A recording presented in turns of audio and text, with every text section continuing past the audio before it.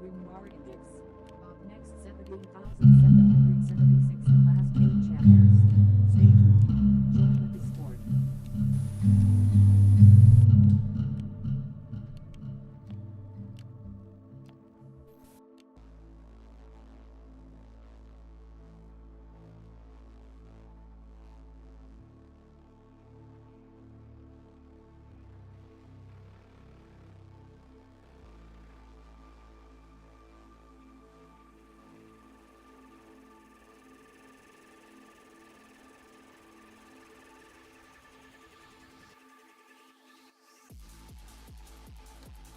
Okay. That is a lot. Alrighty. I think there is something playing audio.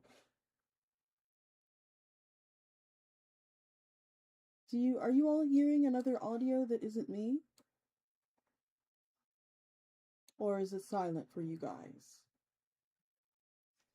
Be honest.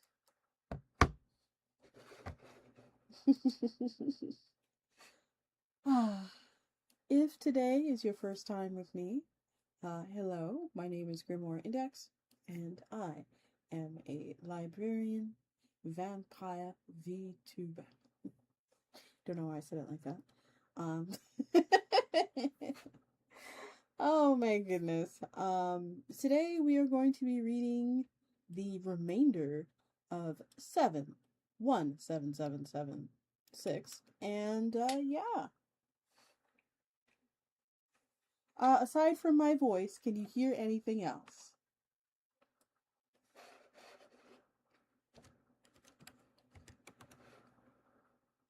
No. Okay, great. Let's go ahead and put on some ambient music then.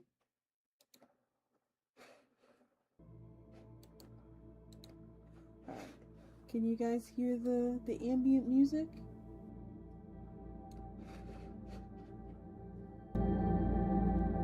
It's a little loud, huh? There we go. Is it competing with my voice at all? It's competing with my voice, or is my voice louder? It's a little loud. Okay, how's that? Is that better? Let me try a little lower.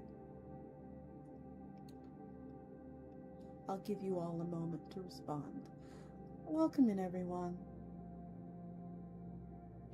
Welcome in, welcome in, welcome in.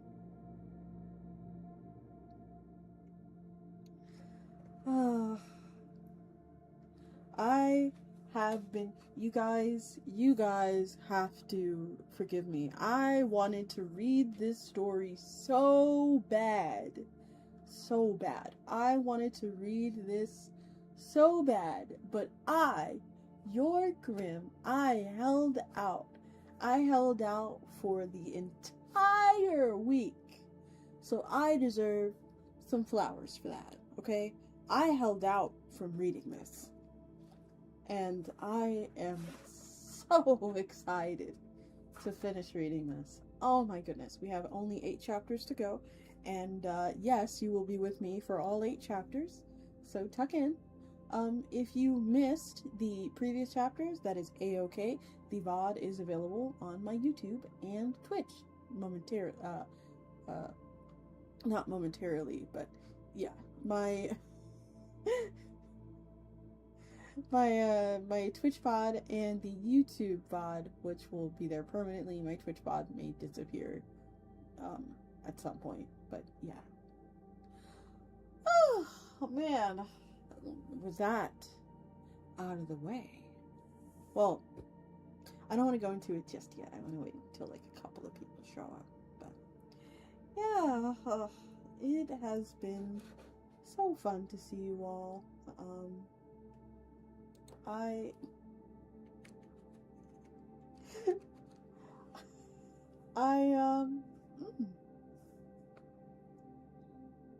have been really thinking about doing more interactive things with you guys, allowing you guys to do more stuff on screen. I was thinking about getting one of the sticker packs, and I've been working to make some more images for something I have. It's a little something I have planned. Do not worry. Robo Crow is still in development. He is just being very fickle right now, as Robo Crow is. He is very, very, very fickle. Alrighty. I think...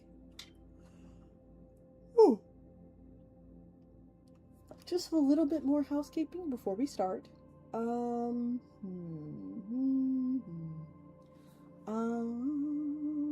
Happy affiliate anniversary! Blech.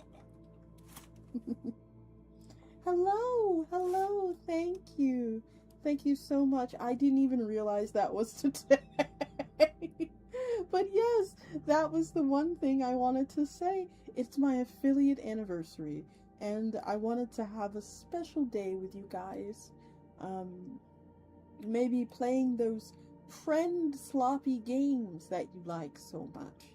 Another friend of mine was mentioning that I should get Repo as opposed to getting Lethal Company, because I despise Lethal Company with every fiber of my being.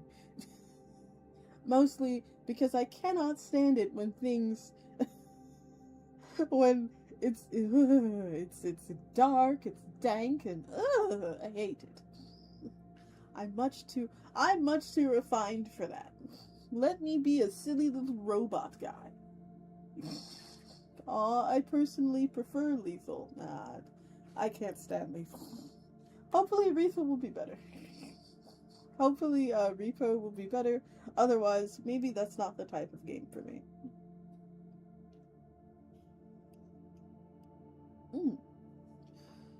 Alrighty. Other things.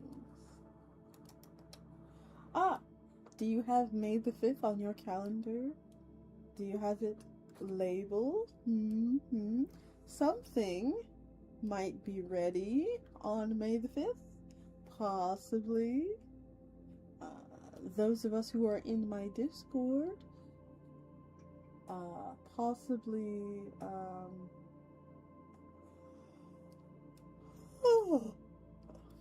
those who are in my Discord may be a little bit more in the know, or that our ghouls, ghosts, and ghasts will kind of know what's going on, but you all will also be a little bit more in the dark. Other things. My other socials are available if you want to go see those, but those are definitely for 18 plus. Aside from that, I'm still not sure what I want to do for my affiliate anniversary.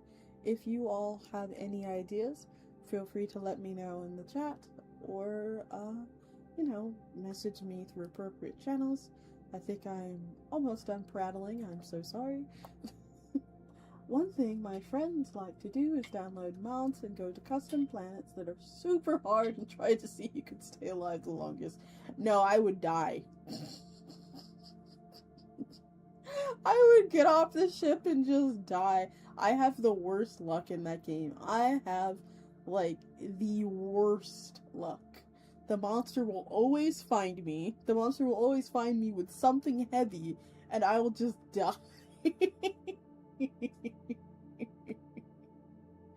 And I feel bad because usually I'm playing with people that are like, alright, we have to finish the mission. And I'm just like, no, I'm just gonna die. I'm just a little corpse in the corner. Or I'll just go like, yeah, I'm just gonna stay in the ship. It's okay.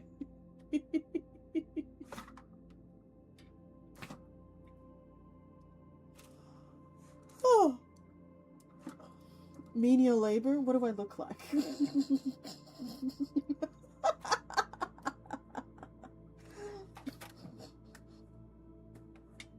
I'm someone that delivers. I'm someone that catalogs books all day. I do not do menial labor.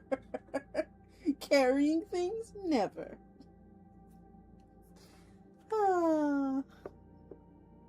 Haughtiness aside, though, I wouldn't mind giving it another go. Maybe trying to see, like, if I can stomach it, but for right now, nah. Alright. Are you all excited, or at least as excited as I am, about 17776?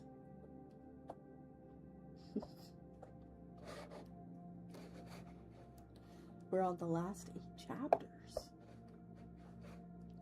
I am forgetting something crucial to my VTuber's face movement.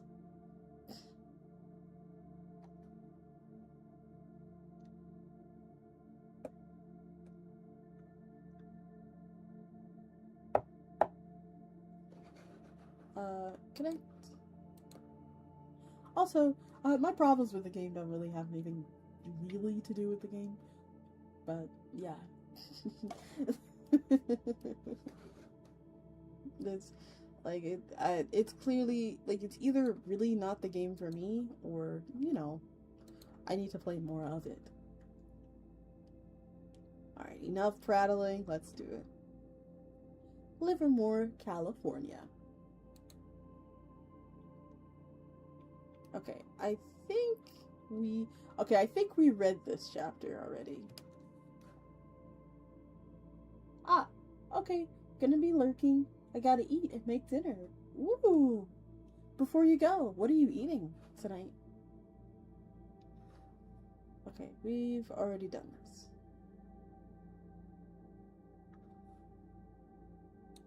Okay.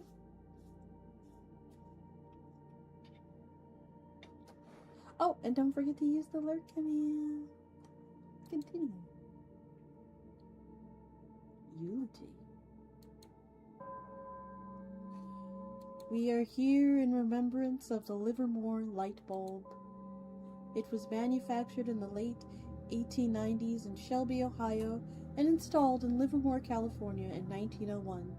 In 1976, it was briefly switched off when it was relocated to a fire station on East Avenue.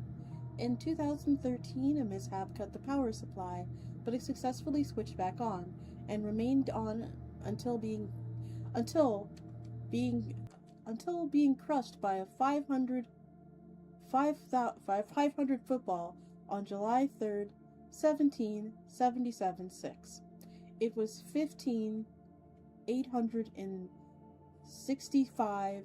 75 years old. The Livermore light bulb probably didn't have a soul. It was largely glass and filament, through which electricity ran. It did not know us, and it did not know of its own royalty. It was the oldest functioning electronic being in the known universe. It was our dear ancestor. Year over year, century over century, it continued to astonish us. It was, after all, a light bulb that stayed on for more than 5,000 years without burning out or breaking. It was a miracle. And yet it did not occur to us that it could die. In a more fearsome age, an age of illness and warfare and cosmic debris, we would not have room in our hearts to care for such a little bulb, but we are in a living age without loss. This is a sorrow we have forgotten to experience. The bulb lived to us.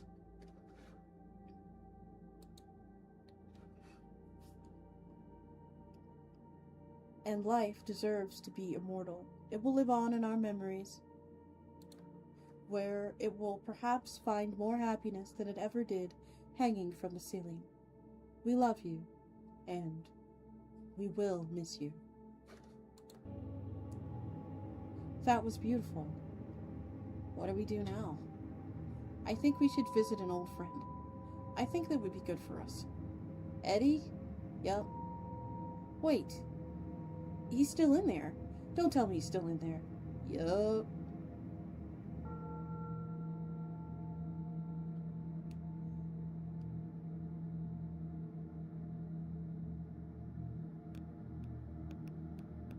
Where are we going? Baseball! We're near baseball fields. Where are we?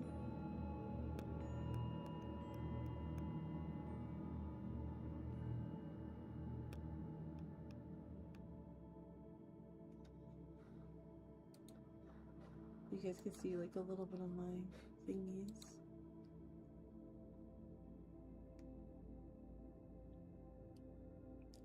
I recall when I was small, how I spent my days alone. Bum, bum, bum. The busy world was not for me, so I went and found my own. Double dribble. I would climb the garden wall with a candle in my hand. I'd hide inside a half a rock and sand and shit. Ugh, come on.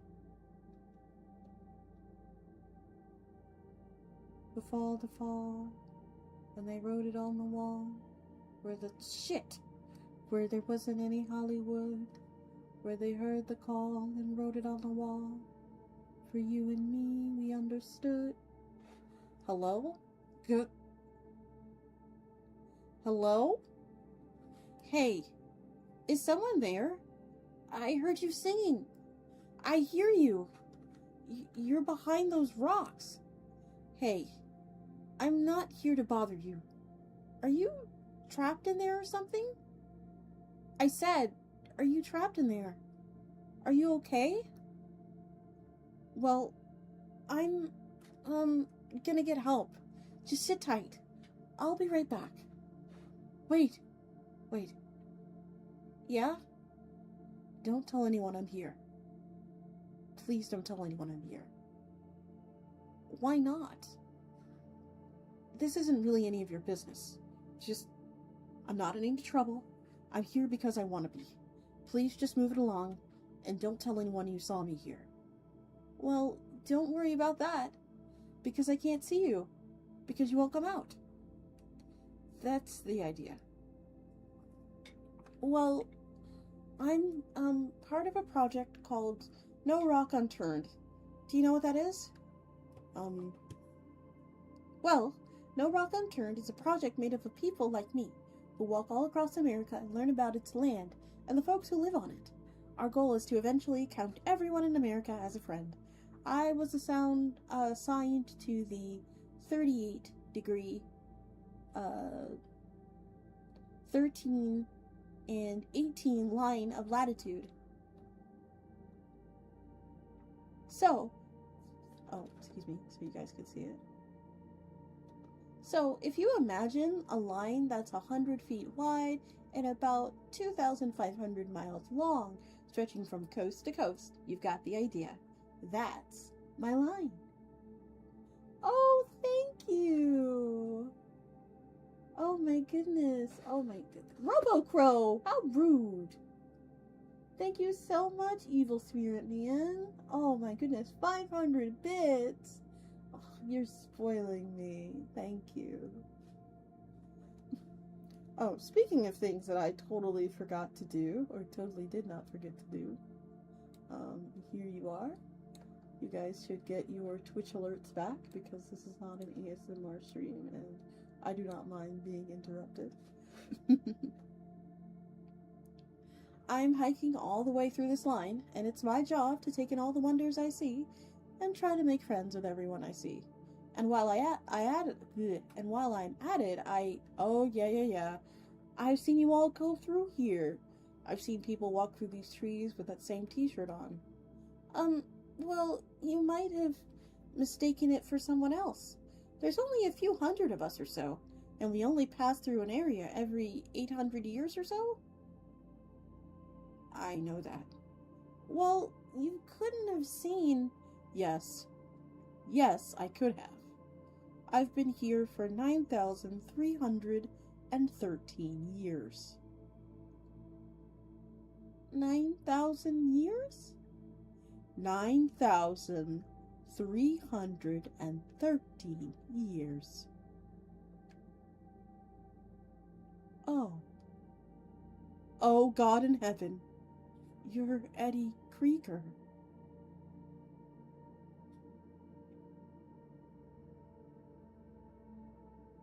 Oh, are people looking for this guy? You have to promise me you won't tell anyone you saw me. Promise me. Well, I mean, if you do, you'll be fucking me over more than you can imagine. For what it's worth, for the love of God, tell nobody. Oh, okay. Not even your people. Not even the rock. No rock unturned. Not even them. Okay. You know what? I promise. I won't. But if I could ask you something in return. What? You see, what I do is, in order to get to know people better, I have these questions that I ask everyone I meet. It's on this piece of paper here. Could I at least ask you the first 10? What the fuck for? It's just that I really care about what I do.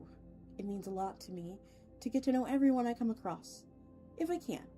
And I'll tell you what, I've been doing this for a really long time, and I've never run into anyone who was sitting in a cave and wouldn't come out.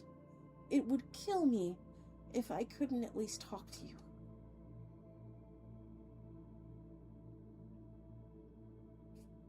Let's face it, sharing the good news with people can be a little intimidating sometimes. Just remember, it's all in his hands. You are not in control. He is. You are simply a servant, dedicated to spreading his words.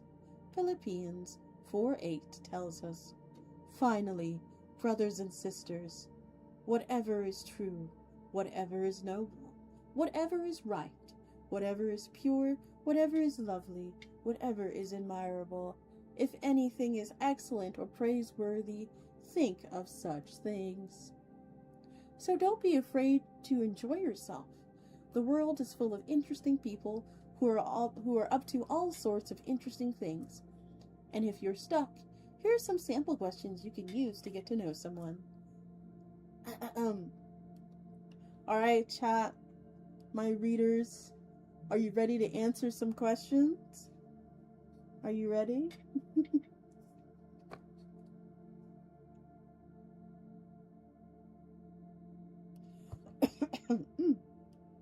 I apologize if I'm coughing or if my voice seems a little strained today. I am sick, but it is also warm. Alright, chat, here we go. What is your name? Can you tell me a bit about where we are? What do you do? What do you think you'll be doing tomorrow? What do you think you'll be doing in 10,000 years? What are some of your favorite hobbies? Do you think we're in the Matrix? Do you think we're in heaven? Do you think we're in hell?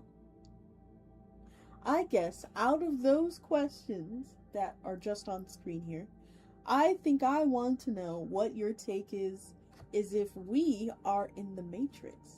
Do you guys think we're in the Matrix right now? Are we in the Matrix? Do we have to do the thing where we... the whoosh thing? Do we have to do that?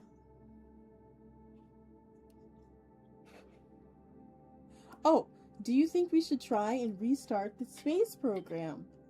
Would you like to know God personally? Alright. Fine. Alright. Thank you so much. Okay, question 1. What is your name? Eddie Krieger. Man, I can't believe it's you. I cannot believe it. I already knew that one, so we can skip it. That counts as one. Oh, come on! No free ones. You have 11 left. Oh, jeez. All right. You're the boss. Question 2. Can you tell me a bit about where we are? It's Louisville. Oh, come on. Okay, all right. You're standing next to Beargrass Creek, which... Oh, yeah! It seems like an interesting creek. It's not. I was just trying to say something nice. Did you think you were going to hurt my feelings because you didn't like a nearby creek? Sorry. Sorry for what? I don't know. Sorry. So, you're standing, anyway, next to... Sorry. Oh. Happy affiliate anniversary. Happy anniversary. Thank you. Oh my goodness. Thank you so much.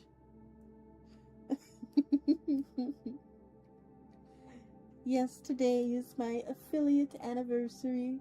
I had no idea it was actually today.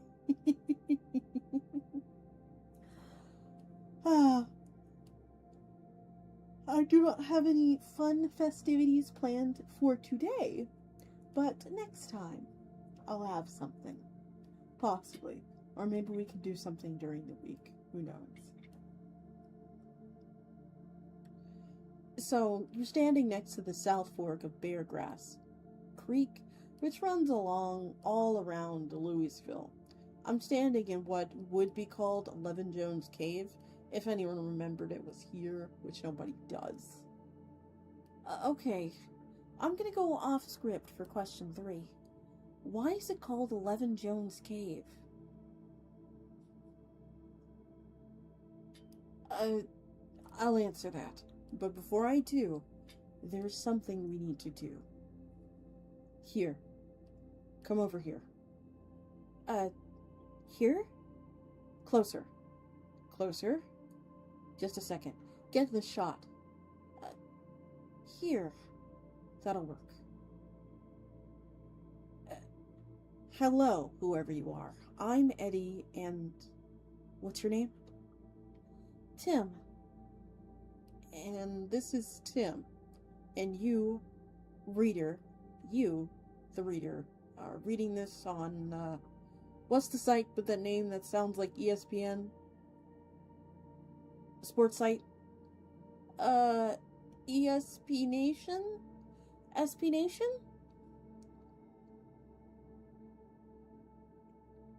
ESB Nation. And you've been reading in our little conversation here. It's in somewhat poor taste to address you directly, but there are some things more important than the fourth wall. One of those things is your personal safety and well-being.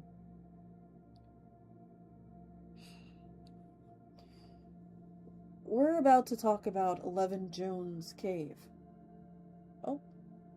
This is the cave I live in, but I can only do that because I'm unkillable.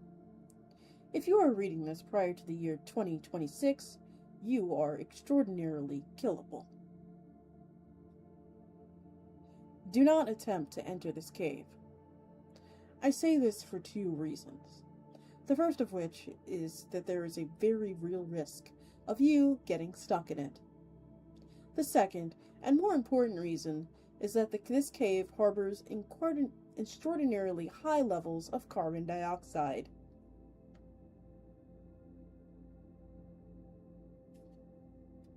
Alright, it looks like ads are getting ready to start. So, yeah, it's my affiliate anniversary. Oh my goodness. I think maybe we'll do like a little world hop. I think that would be a fun thing. We'll do a little world hop in VRC, and maybe we'll have a little party somewhere. I don't know. I have to plan it out during the week, and Yeah, I'll make little graphics and stuff for it later. Oh man, it's already been a year already.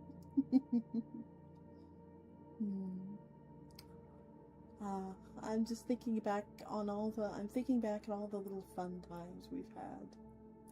Adage is coming in the next 30 seconds. If you would like to dodge the ads, consider becoming a Twitch Prime subscriber, or you can just watch it on YouTube, or, you know, suffer through the ad demons. But do not fret, I do stop reading when the ads are about, and I will continue when the ads have dissipated.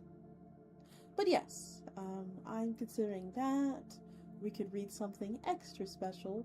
We could read a passage from my favorite book, or something. We could do a snuggle stream where I snuggle up with you guys and we talk about things. I think that would be fun too. Ugh, I have been anticipating reading this all week. Ugh, you guys, I have been so good. I didn't read anything else about it. Oh, wait. Also, did you know that last Tuesday was apparently the day we were supposed to become immortal, according to the story? I wonder what, I've also been seeing a lot of TikToks where they were saying that our timeline had diverged from when COVID-19 started. And the pandemic pretty much put us in our homes. That's when our timelines had diverged. And, it was so funny. They were like, alright, so we are in the timeline where it's Berenstein Bears, and our Fruit of the Loom had the cornucopia, and our Mr. Monopoly has a monocle on it. And I was like, I wonder what other alternate realities, like idiosyncrasies, there are. I'd like to think that alternate reality Grimm is, I think maybe she's a girly girl. I hope she's very girly. Maybe she's pink. I like it. Or like some sort of cat girl or something. Maybe I'm a guy. That would be fun.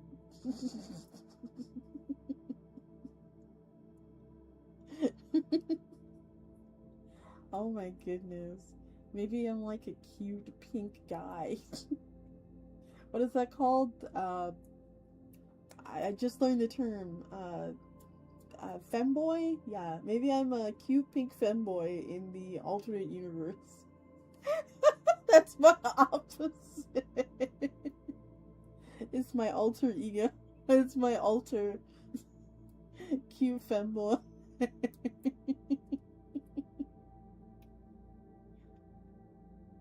Alternate Grimm cannot hurt you. I do feel like though that alternate Grimm wouldn't be like cute though. I feel like she'd be like extra evil. She'd be evil, like actually evil. She wouldn't read books and she'd dog ear her pages.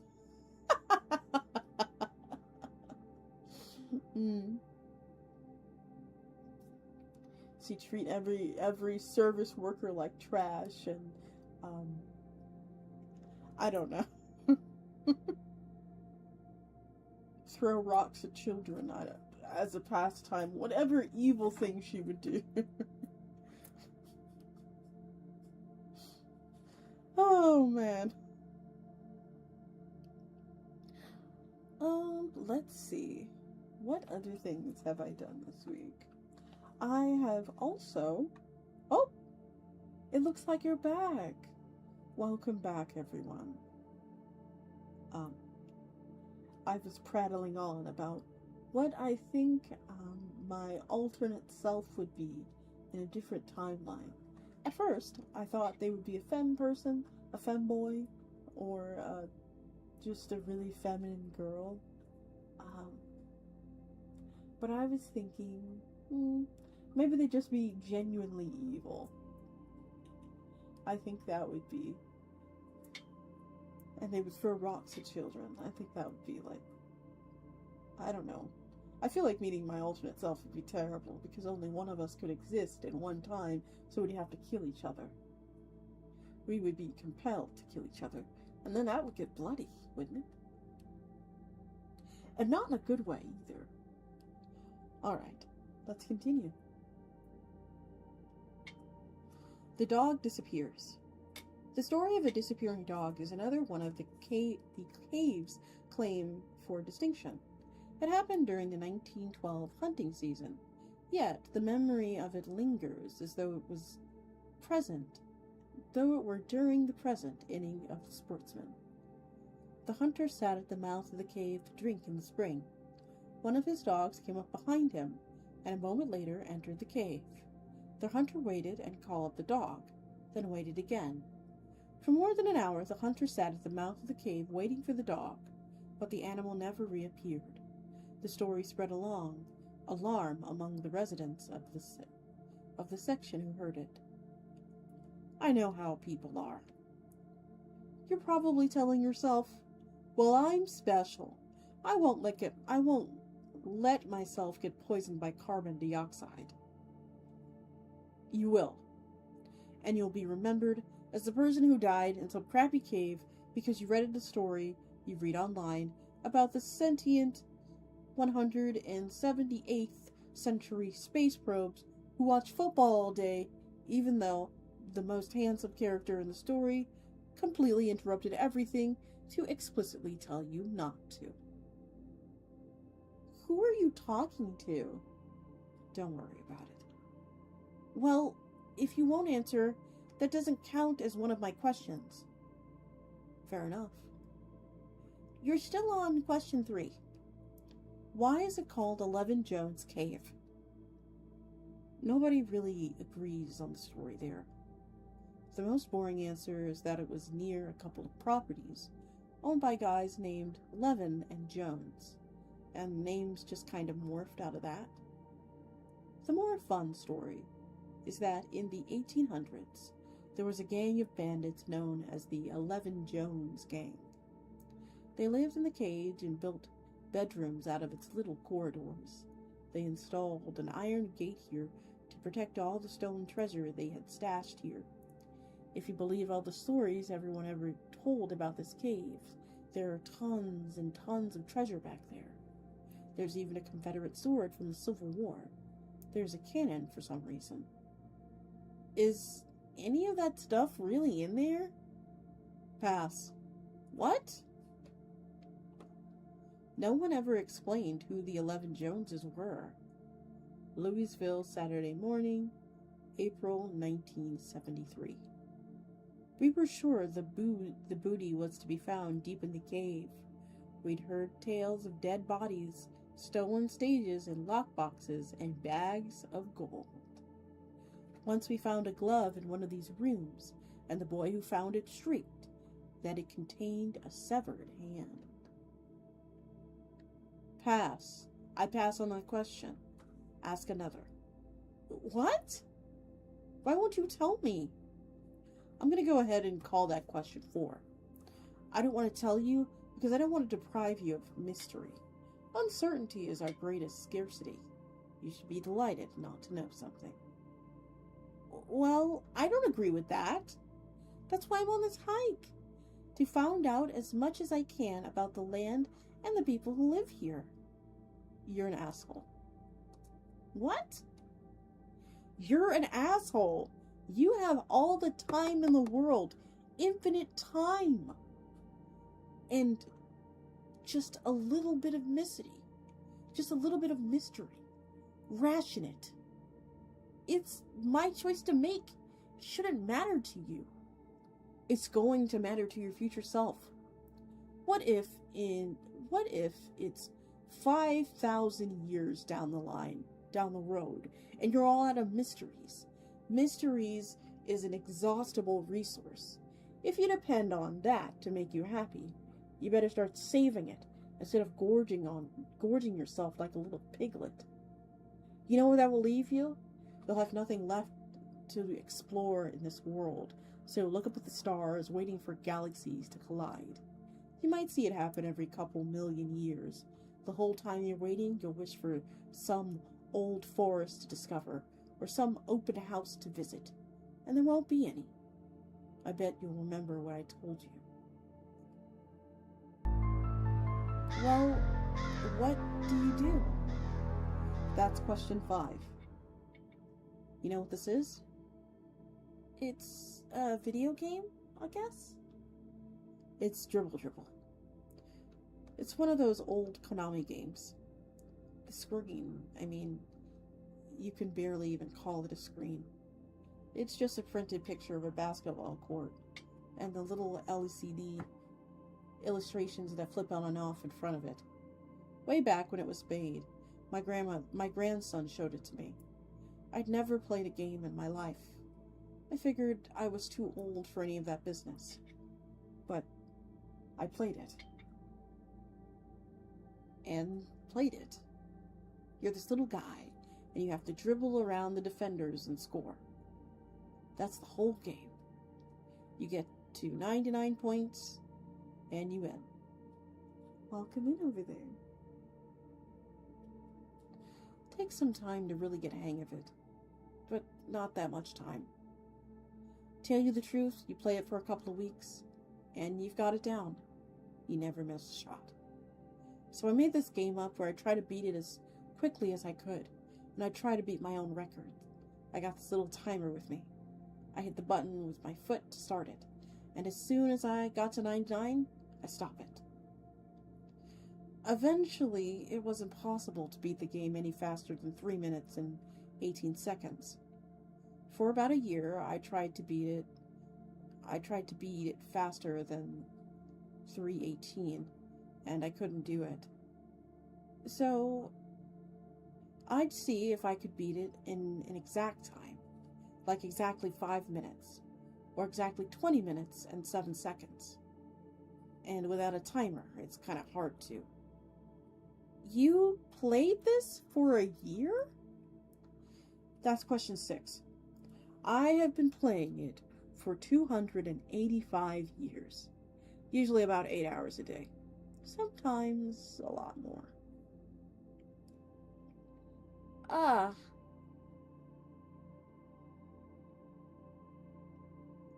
I decided I'd play it for about a total of 300 years, and that's it.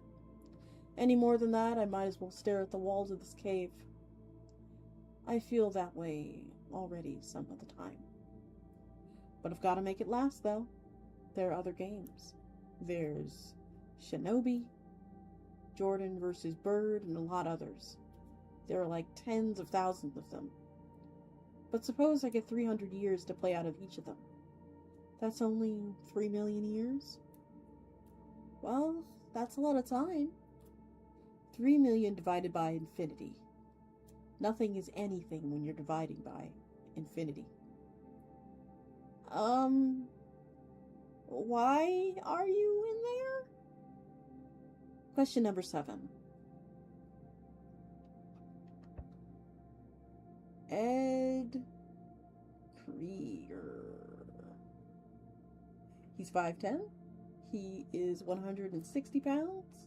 He was born August 1st, 1938 to Louisville, Kentucky. And he has been gone. He has been gone. He said, I don't want to play anymore. Hydrate. Thank you. Thank you so much.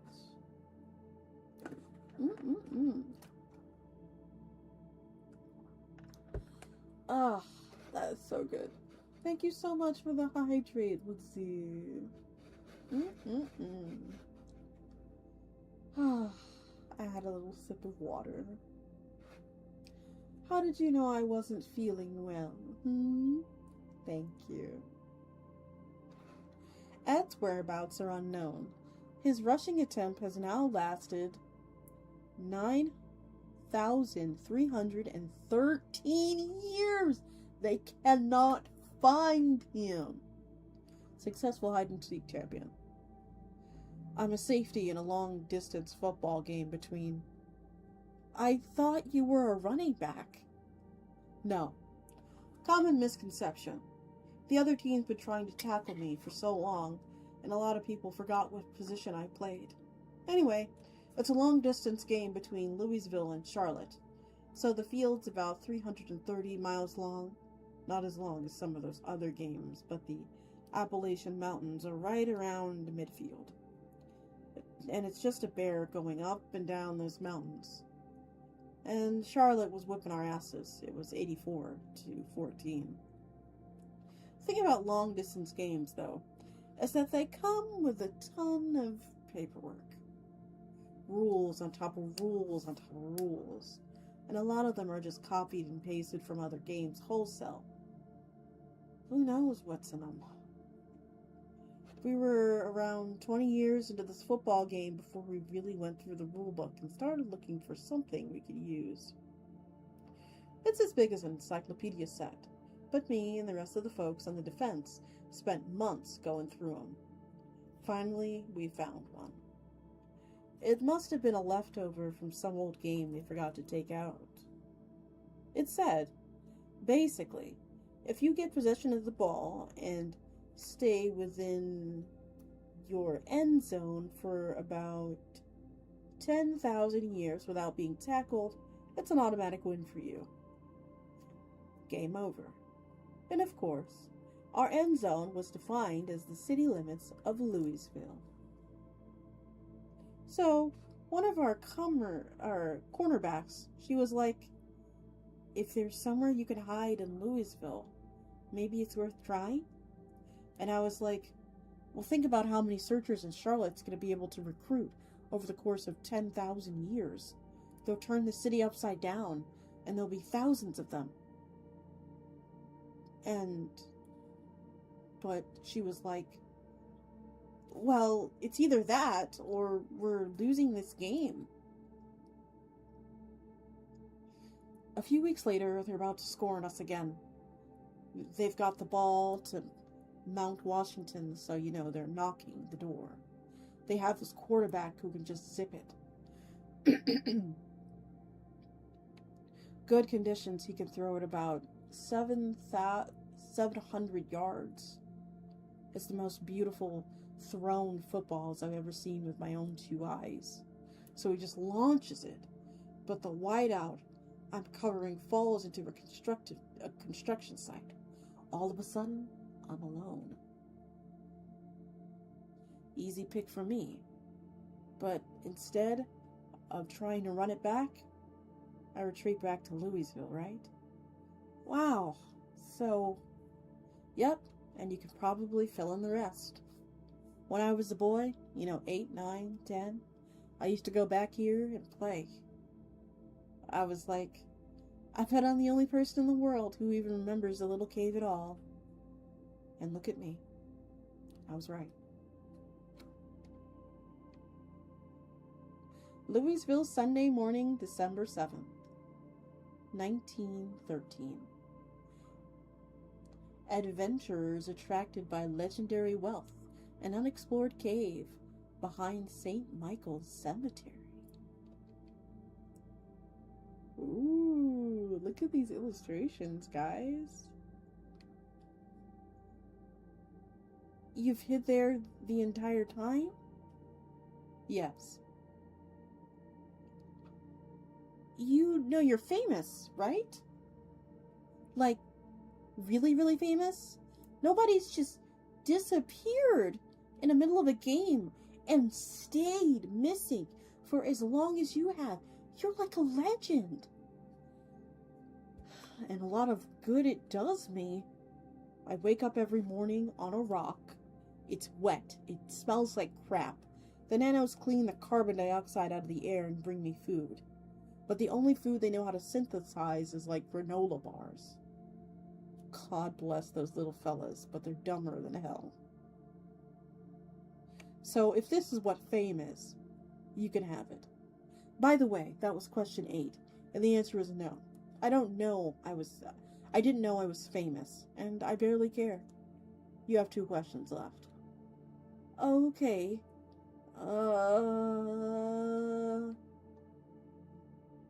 Does this game really mean so much to you that you're willing to hide in a cave for 10,000 years? Well, the game only barely matters to me at this point. There seems to be a theme here. It's enough to keep me going. It's an objective, you know. It's an objective. You know, I was an old man. I was 87 years old the day we stopped aging. I was in good health and all that, but I was still waking up every morning telling myself, Eddie, could be any day now, could be any day. And I made peace with that. Having an end, knowing that one day would be the last. It felt correct. It felt comfortable. That's been taken from me. The telomeres in my cells stopped shrinking. My wrinkles faded away. My wrinkles themselves faded away. I remember on my 128th birthday, I woke up and it was beautiful, and I went for a run. I haven't gone out for a run in my whole life. It was the best time I ever had. God damn, it was the best morning I ever had. I didn't even have good shoes for it. Just my old loafers got blisters like you wouldn't believe. Those were the times. But those times gave way to being afraid. Who wants to live forever? What am I going to do with forever? So I figured I needed to get good at living life from second to second. Forget all these big conquests. Live second to second to second to second, one at a time. That's what this cave is for. You're like a monk or something then? I guess. I suppose I am. But this cave is even more to me than that. You know, there used to be newspaper articles and things about this cave. Every couple of decades, someone would rediscover and write about it. And people would be like, well, how about it? 11 Jones Cave. A mystery cave right in the middle of this big city, and we didn't even know it. And then they move on to something else. And then, 20 or 30 years later, someone would remember it again.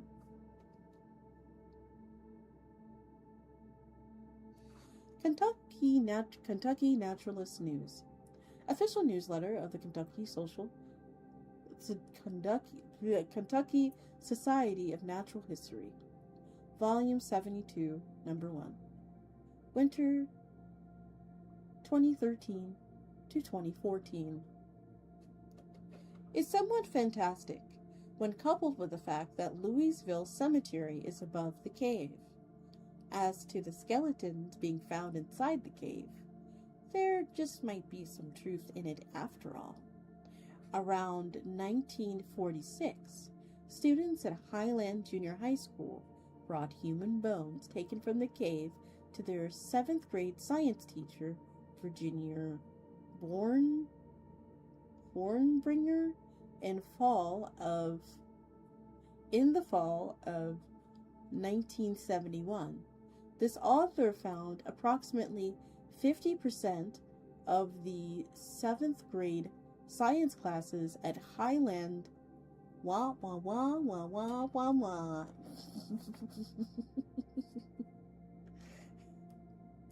and now nobody does.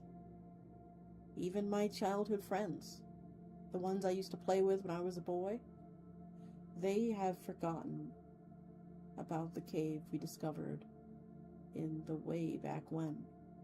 Or they don't care. Because I'm sure as hell none of them came to visit. So this is my cave. And I don't mean like I own it. I mean like this cave is known only to me. It's my duty to know every crack, every little place the rock juts out.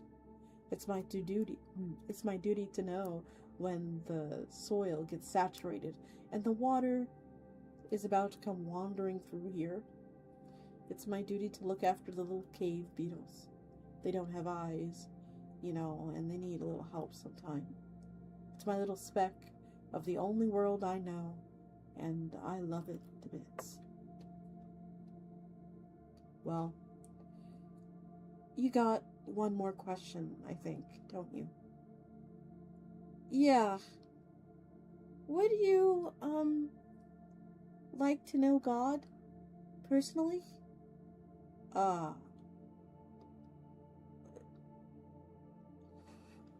Because, see, the bridge to God is through the cross. I have a diagram.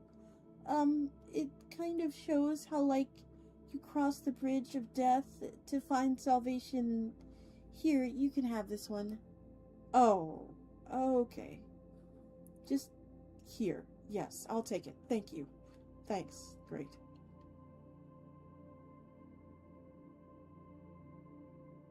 Oh, wow. It's a literal bridge.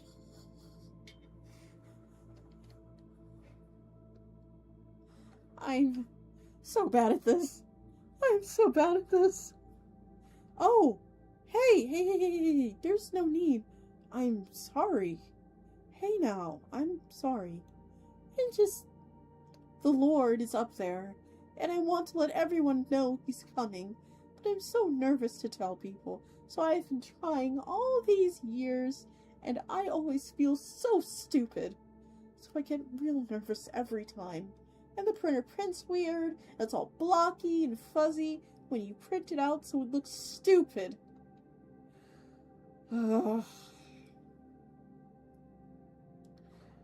Maybe he is up there. You don't have to be... You don't have to... No. Really. I don't believe so. But I've been wrong before. You wonder if this is heaven now? You wonder if we're all just there now and we don't know it? I've thought about that. All of us have. There is a lot less people who go to church than there used to be, because that's what a lot of people think. But, excuse me, I don't think so. But I do think about it. And I think, well, I can't be. Because I'm like you. I kinda look at the big long life ahead of me that stretches out forever and disappears. And I get scared. And I think this can't be heaven if I'm scared, if I'm getting scared, right? And then I think maybe I am in heaven. And heaven is scary. I know exactly what you mean.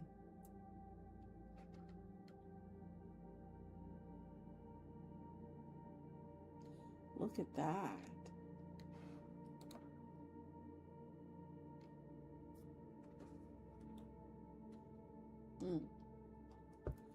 Little sip of the water. Let's not do this again.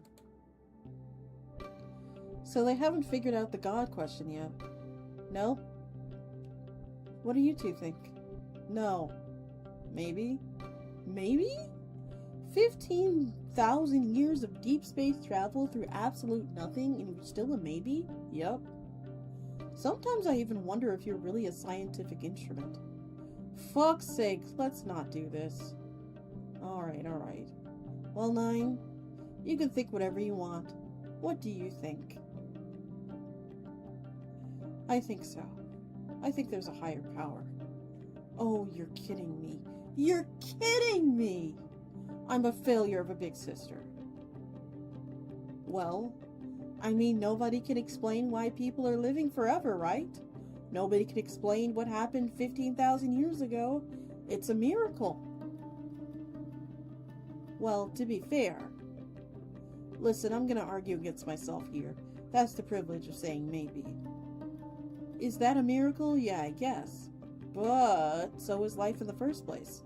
Hell, put it back way further than that. The mere fact that anything exists is a miracle in the first place. Imagine if nothing ever existed in the universe, except for a pebble. It's surrounded by nothing, and it never does anything at all. Why? Why does it exist?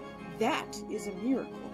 And to get from that to chemicals, reacting stars and magnetic fields and whatnot, that's 1,000 miracles piled up on top of each other.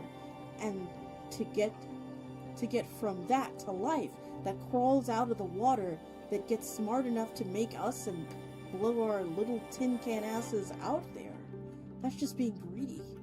So if you gotta ask me, lots and lots and lots of homework to do before you can point to immortality as evidence of anything at all. But still, maybe. Hey, can I go out on my own for a little while? Sure, I was wondering when you'd do that. I'm not your parent. You ought to go do what you want. Go call some people. Make some friends down there. I can do that? You sure can, buddy. Okay. You know where you're going? Clearly you do.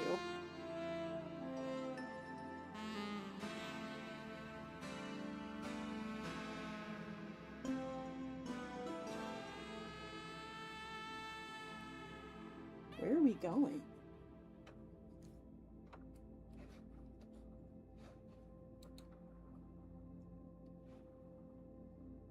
Don't look at that!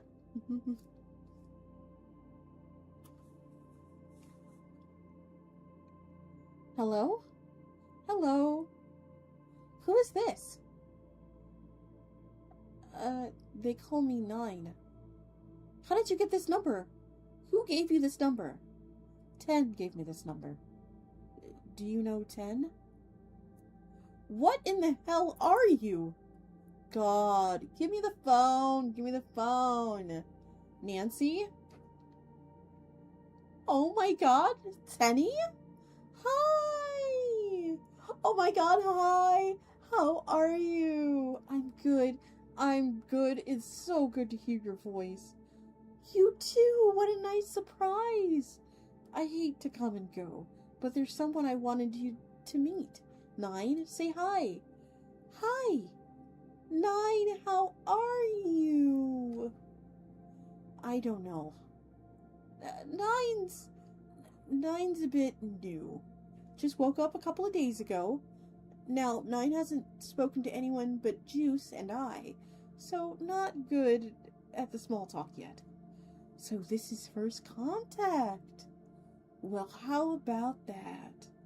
Yes, and we were wondering if 9 could spend a few minutes with you. Well, of course! I was just cooking some breakfast.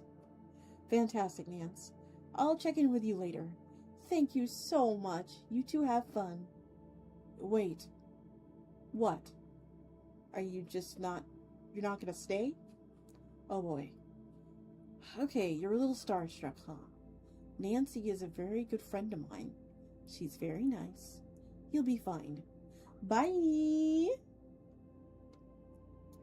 Bye, Missy! I'll talk to you soon. So, not good with the small talk, huh? I guess probably not. Well, there's no shame in that, really. It's real tough, and it takes a lot of practice.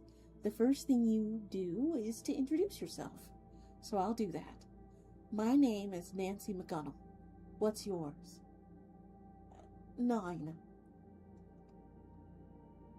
I guess my full name is Pioneer 9.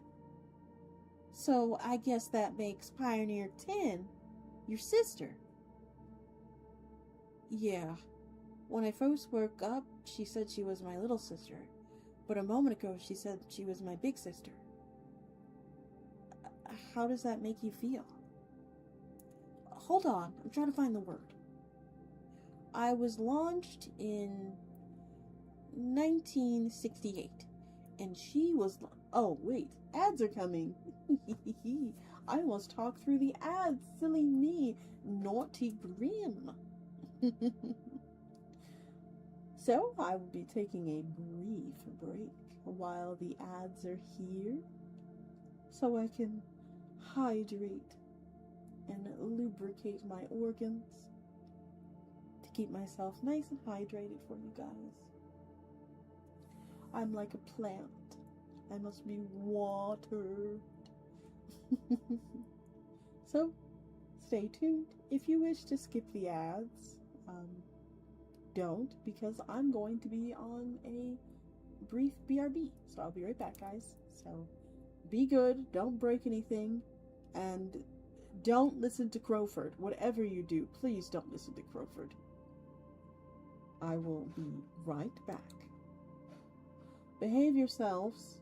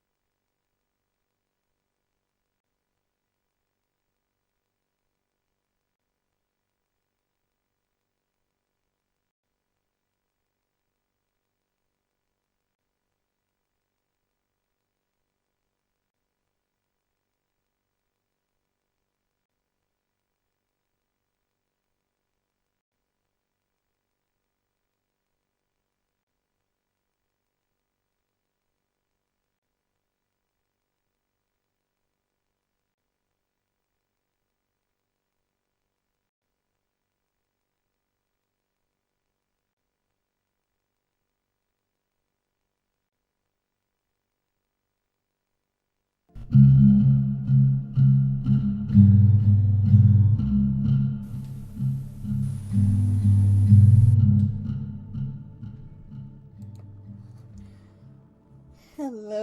sailors. I've always wanted to say that. Hello, everyone. I am back. I have returned to you. I have watered, and I have beverage. So we will continue.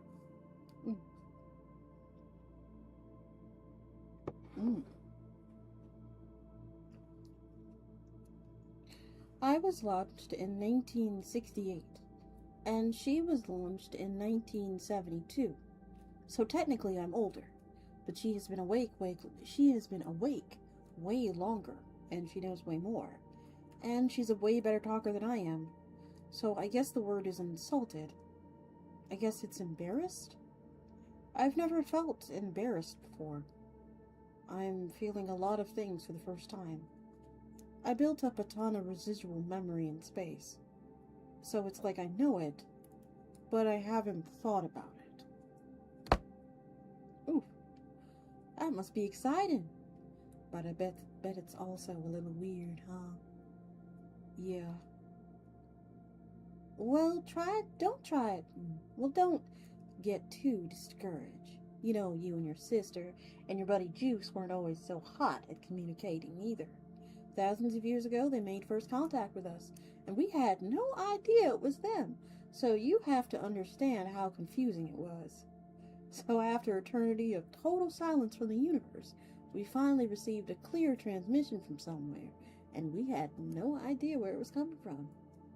Do you want to know the first thing they said? What? Fart. Communications log. Pioneer 10. Jupiter Icy Moons Explorer.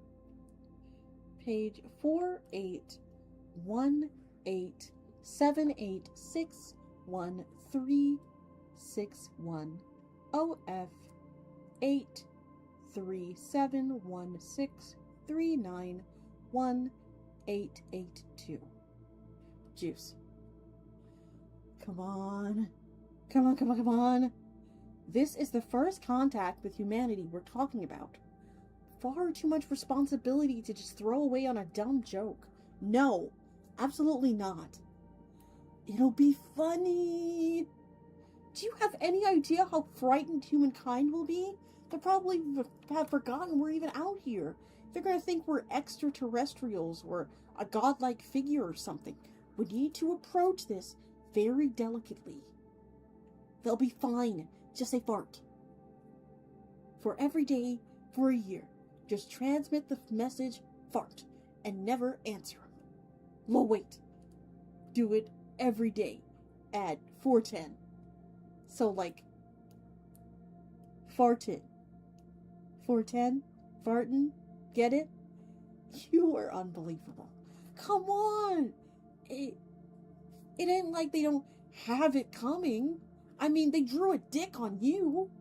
They drew a picture of a dude, butt-ass naked, and he's waving like, hi. Hi, I got a dick. Look at my dick. And they bolted it to your ass and blew you into space. This is a plaque of scientific importance, lol. Man, they just drowned the East Coast and killed Google Reader. Fuck them. Oh, man. Oh, man. We were frightened down here. It was something I'd never felt before. Kind of amused and terrified at the same time. So, I think I know how you feel. I'm happy you can know how I feel. So, you got me. 9. What would you like to talk about? You're not busy or anything? Not at the moment. Sorry, not at the moment. Is your game over? No, not yet. Hold on, just want to make sure I'm not being tapped. Okay, should be fine. Does the other team spy on you? They try to. Is that legal? Yeah, not very sportsmanlike, but it is legal. A few years back, I got careless. I had the ball and we were running a misdirection. I had about 200 blockers on that play. I told them to all go southeast and try and draw the defense. Then I snuck off and ran northeast all by myself. Spent the night at a hotel in North Plate. Called my coach from the hotel phone. Turns out they had it tapped. Next morning I went out to get breakfast because this was no fancy hotel and I wasn't in the mood to eat fruit out of a plastic cup. By the time I got back to my room, the ball was gone. And from then on, I've always used the room safe every time I stayed at a hotel. So, that was a fumble? They ran it all the way back, too. That was the first game. That was the first score of the game. It's now 24-24 now. 9? You there? Yeah, sorry. I was looking up your route. I don't understand what you're doing.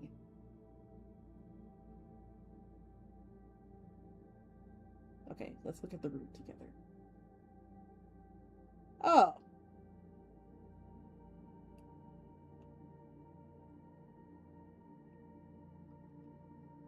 Look funny to you?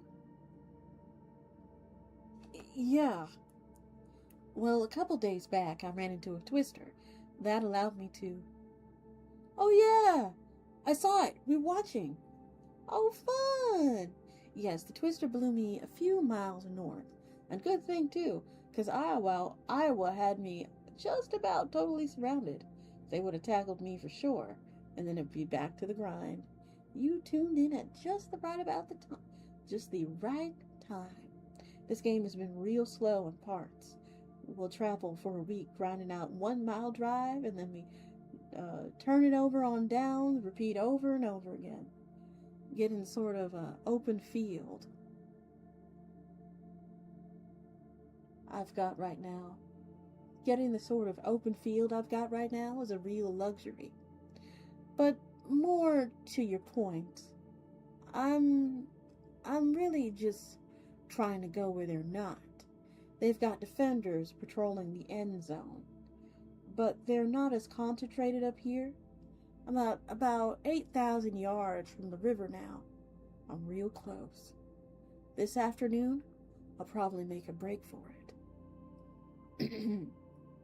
It seems kind of weird that you'd want to be so close to a town. It's my usual game plan whenever I'm in a cross-country game like this one, especially somewhere like Nebraska. If I'm out in the middle of nowhere, I stick out, right? So someone could spot me from a mile off. And of course, if I'm in a town, there's lots of eyes and ears on me, unless it's a real friendly town. Word gets around. So I'd like to stay in the periphery, just outside of town. That's where they forget to look. This is so far from my idea of football. Football's different things to different people. I see this kind of football, the open world kind, as a stale end. The old grid football, the 100-yard kind, was basically just training wheels. The game was always all about the field, of course, the ground, the earth. It was kind of like, here, take this boring, flat, grassy rectangle and prove you really can know it and understand it. And let me also put this on screen so you guys can see it. And then they spent hundreds of years getting to know the hell out of it. And now, to me, football is a further exercise in getting to know and love this world. This planet, the actual ground. It is so rich with history. It's just embarrassing. I've been thinking the same thing. You know, I was telling someone the other day that I can barely walk 10 feet without sticking my foot in some kind of sacred ground where something special happened. Maybe a week ago, 10,000 years ago. You see that? You see right over there? A couple hundred yards from where I'm standing? That's where Al Capone's brother lived. You know who Al Capone is? Hold on. Yeah. His brother lived there. He was a prohibition agent for the government. Can you believe that? All this time, his brother was the most famous bootlegger in America, and here he was doing the exact opposite, at war with each other like they were Greek gods or something. And of course, the town's named after Homer. Can't make that up. It's a funny world. So, they're not here anymore. Oh, no. They passed long before the moment. You know, when people stopped passing on. I was just thinking about the people from back then. The people who lived a little too soon to live forever. Excuse me. It's not fair. It's not. It's really not. Do you ever think about those people? I do. I think about them often. I was almost one of them. Really?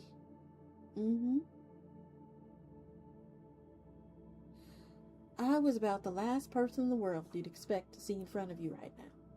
Star running back, I was not. A little after my 70th birthday, I got sick.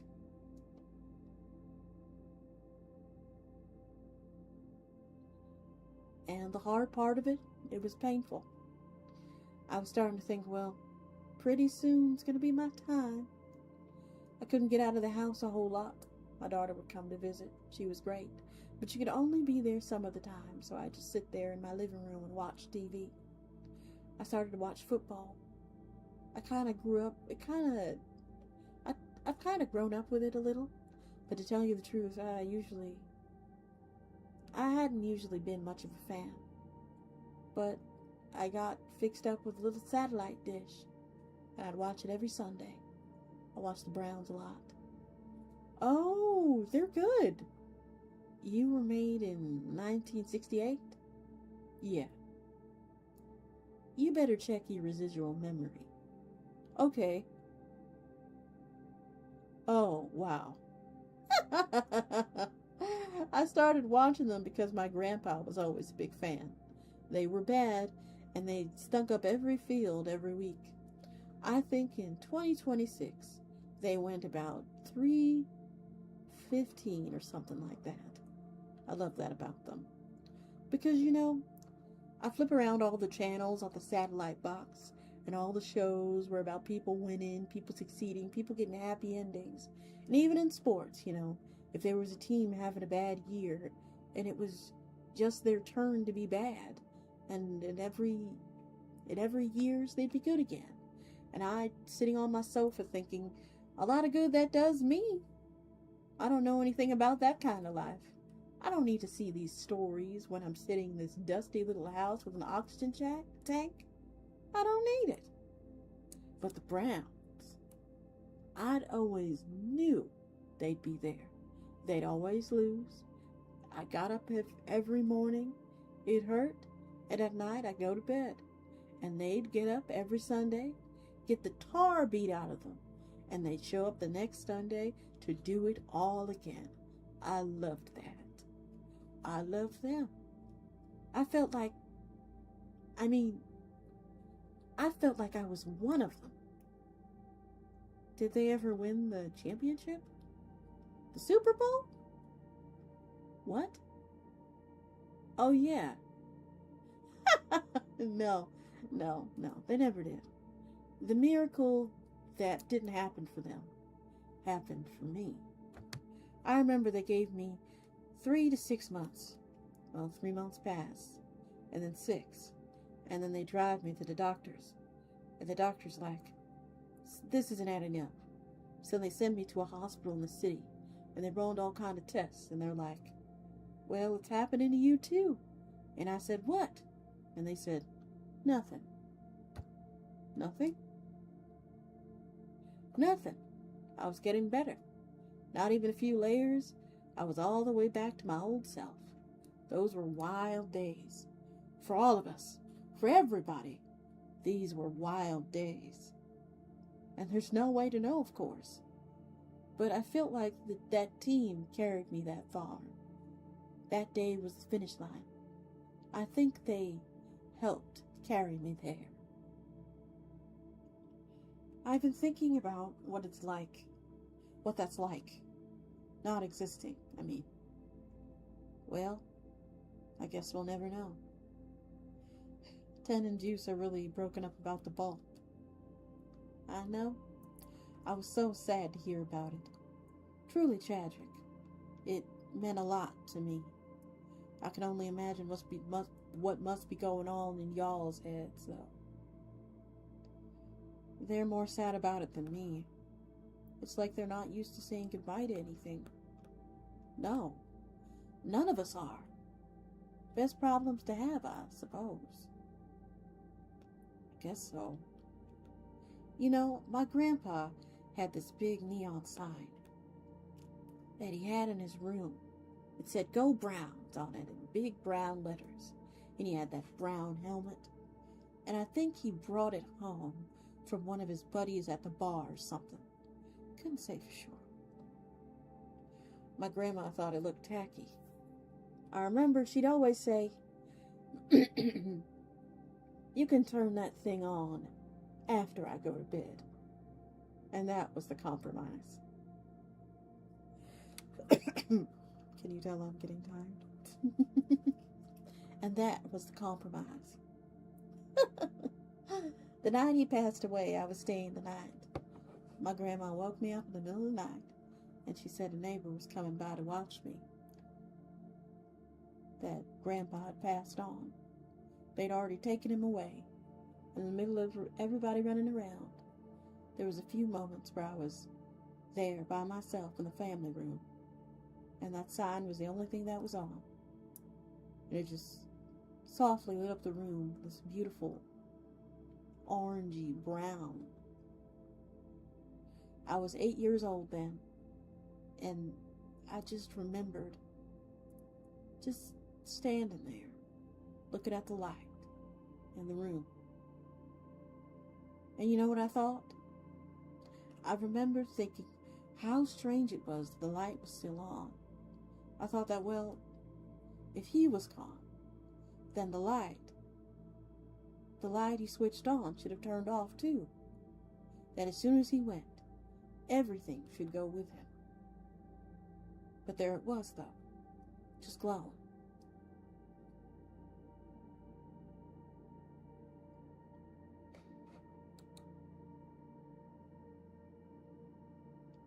Oh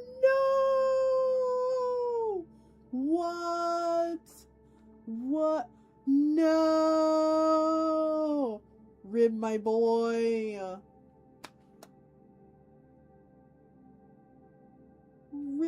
What? YouTube, no! Oh my god, what? Girl.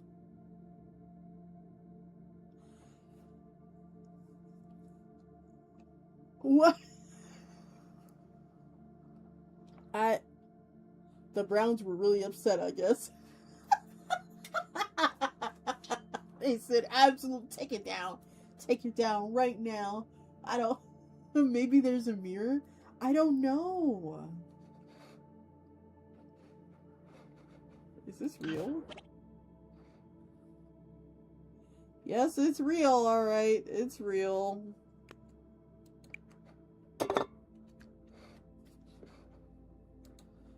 You have to see it.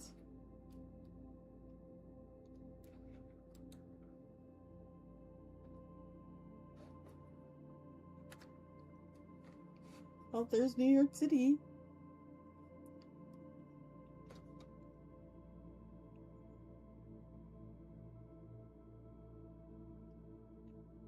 Hello, you've reached Emily. Ty. Babe, it was the wrong ball. It was a tie ball. Wait. Ty... Demeter? Yep. And he said there was gonna be... Yeah. He said...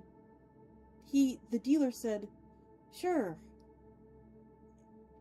Yeah, there's gonna be a Demeter ball this guy's grandpa used to have. So I made a drive into Queens, right address and everything, and... Oh no. And everything, everything was there, like he said, but it was a Ty Demeter autograph. Oh no, Jason, oh my god.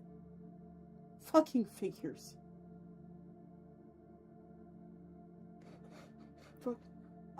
Oh, sure.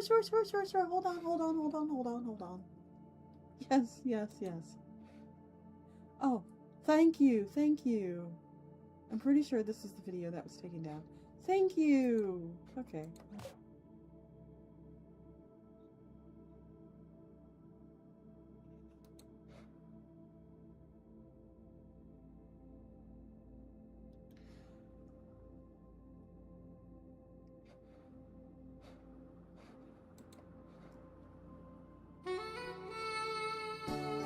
How did it go? Good. I think it went good. Nancy told me about the plaque. Oh god, of course she did. So they attached it to you in case the extraterrestrials found you? Yep. Did you ever see any? Nope. Do you think we ever will? I've been looking hard for thousands of years, and I have no reason to.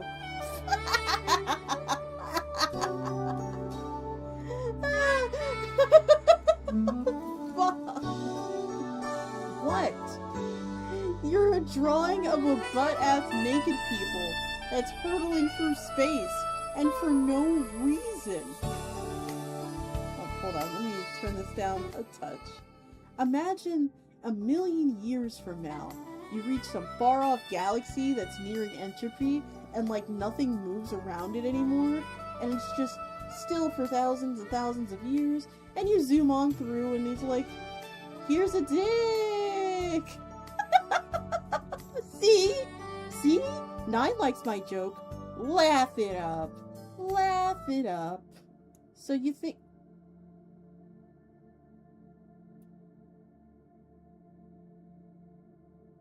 Oh shit. 9, buddy. Don't freak out. This is normal. You just need to recharge. Here. You got one? Yeah, I got like one. Eat up, little buddy. Hey. You lost your charge, that's all. I would have warned you. I just thought your capacity was going to be a little higher. You've only got a little power left. After that, you're going to have to charge up for a while. How long? Hard to say. Probably a few months at least. No. I mean, how much time left is on this charge? Well, I don't know. A few minutes? Listen, it's no big deal. Hughes and I have to shut down all the time. I have to see New York. Oh, come on, it can wait. No, now. I have to see it.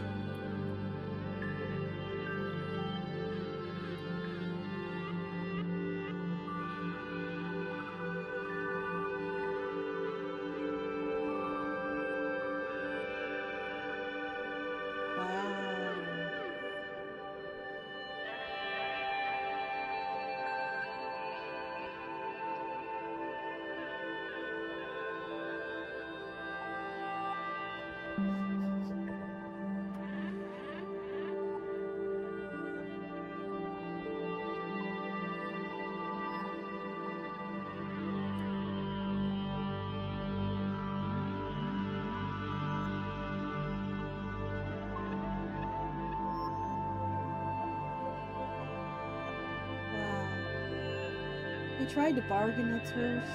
They're like, oh, they're making shit up. Well, I won't be alive to have to deal with it. Who cares? I lived in Kansas City. But when they started bargaining, when it started happening, they kept bargaining. Well, we'll just fix it with science. Well, it's too late to stop it. Well, it's just gonna melt a little. No, man, all of it. Like all of it. And then it was all gone. I miss it dearly. Heard the bagels were trash though. Oh, you take that back right now. The bagels are good in New York City. Slander.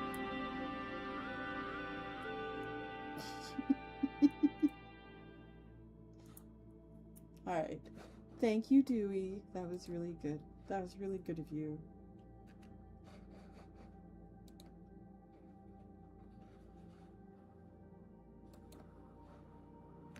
What a find. Thank you.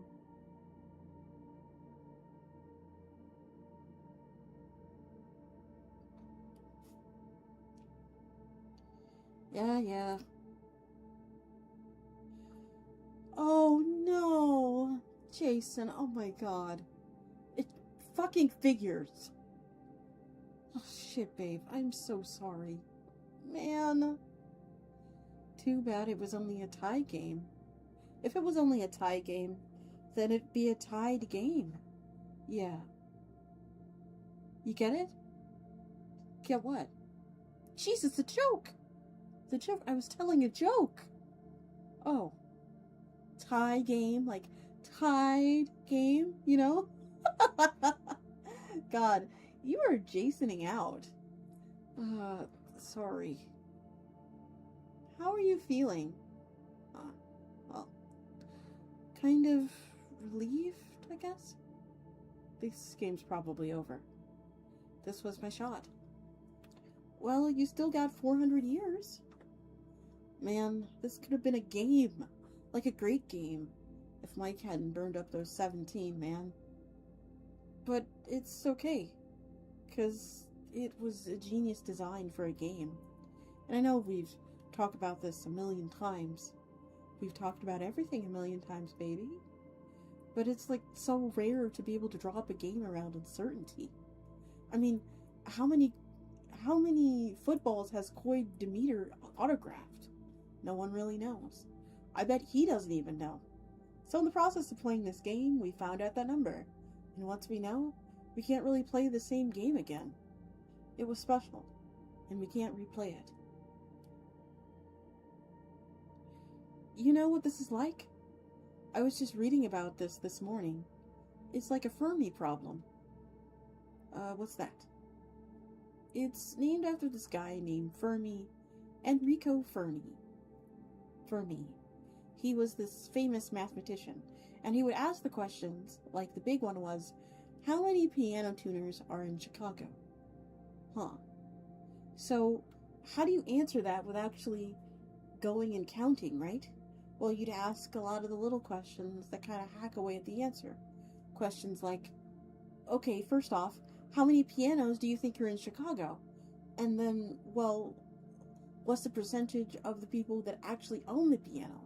So you estimate the number of people who, you've been to their house and they have a piano, and then divide that by the total number of people or houses you've been to. I'm gonna say, let's keep it easy. 100 homes has a piano in it. Sure, we'll use that. And the population of Chicago is like 3 billion. 3 billion? 3 million. 3 million. You said billion. I swear you said billion. Well, whatever. You know I meant million. So that would mean there are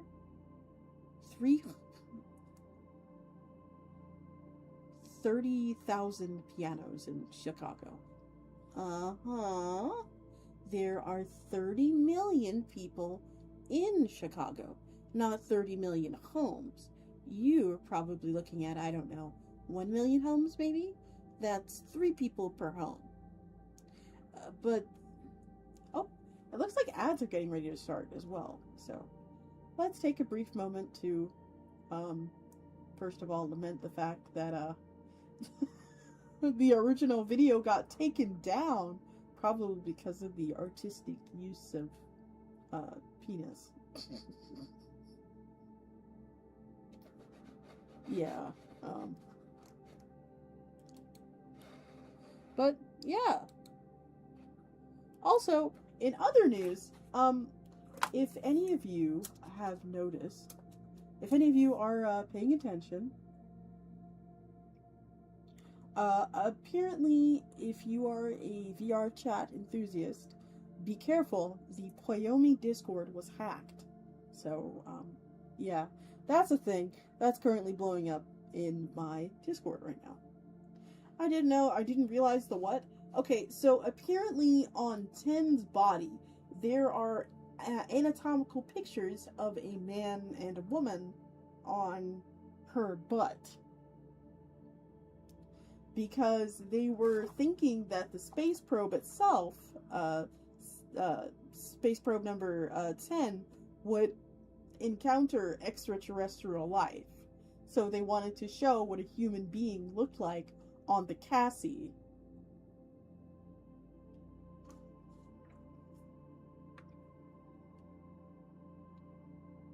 Yeah.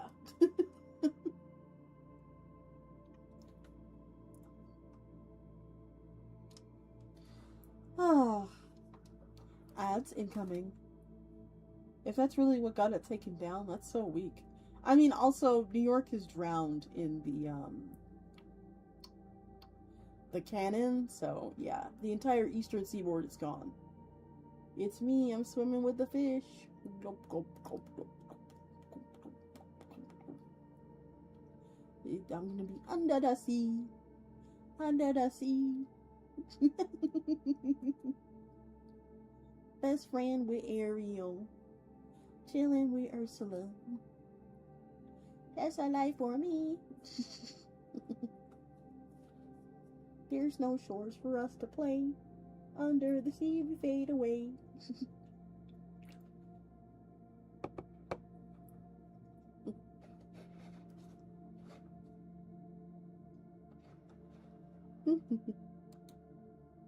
What was that? Hold on, I can't read that.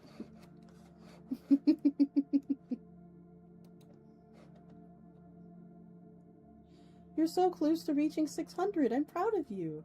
Thank you.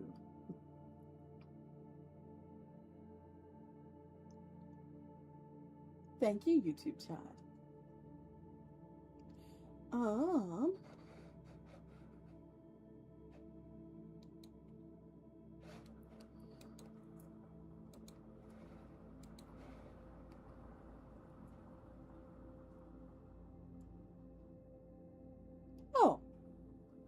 Hello, I have returned.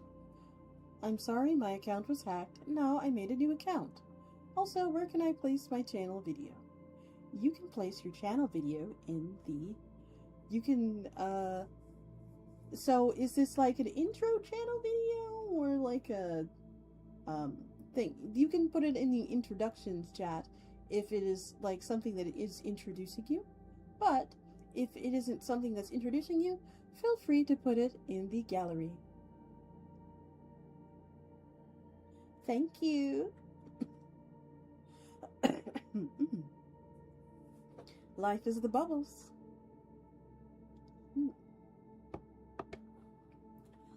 So, other things. I have a question for you, my lovely chats, right? It's a similar question to the one that was given to Eddie in like a way. If you lived forever, right? What would you value? Instead of what would you do, what would you value most? If you lived forever, what hobby would you pick up instead? Would you pick up a hobby? Would you stare into space? Like, the same circumstances happened to us on this earth. Last Tuesday, we all became immortal. So last Tuesday, we all became immortal. And what is the first thing that Like, what is the first thing you'd spend your first 100 years on? I think I would spend it, I think I would try and spend it on,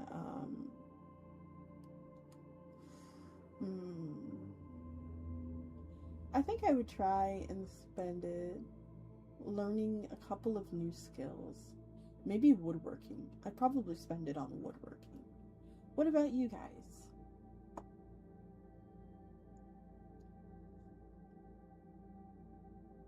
Maybe I'd try hiking. Like, long hiking.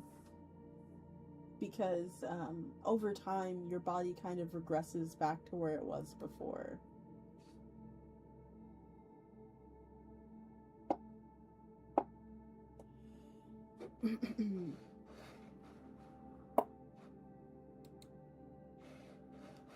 Let's go back to where we were. While you guys answer that question. But then you gotta think about the number of Chicago homes that could actually accommodate a piano. Probably fewer than usual. There you go! Now you're getting the game! Man, where did you read about that? Wikipedia. You rabbit holing again. Yup. I can't believe I didn't know anything about that until now. It basically describes everything, exactly what I've spent all these years doing. I swear, I'll never get to the bottom of Wikipedia. Or at least it'll take a long time. You know, they've started putting entries for apartment histories? Lori was telling me about it. What do you mean? Like, the history of an apartment? Like, you can type in 123 whatever street, apartment 3, and it'll be this enormous history of everything that has ever happened in that apartment. I thought it was kind of cool. So, how's New York? It's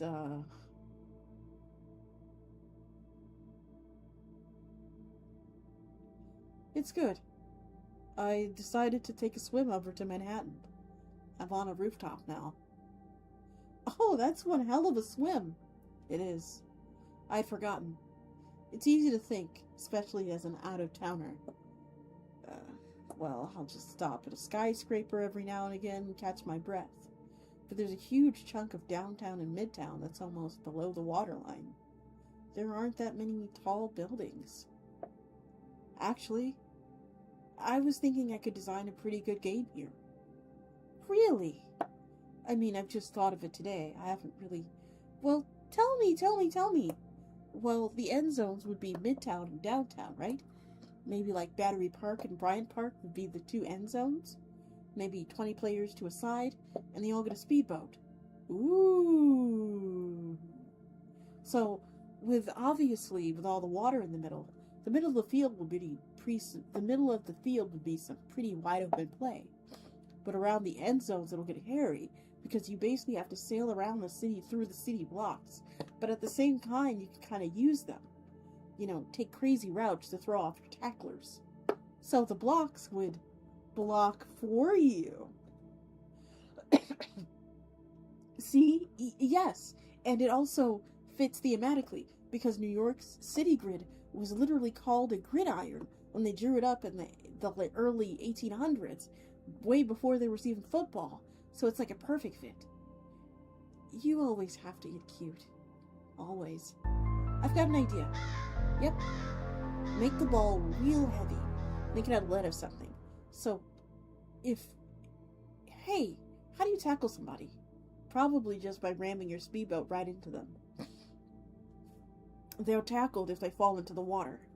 Okay, so if they fumble, and the ball's really heavy, so it doesn't float, so it sinks to the bottom. So, all of a sudden, the game turns into a diving expedition. Thank you so much for the follow. Hi. Wow, I love it.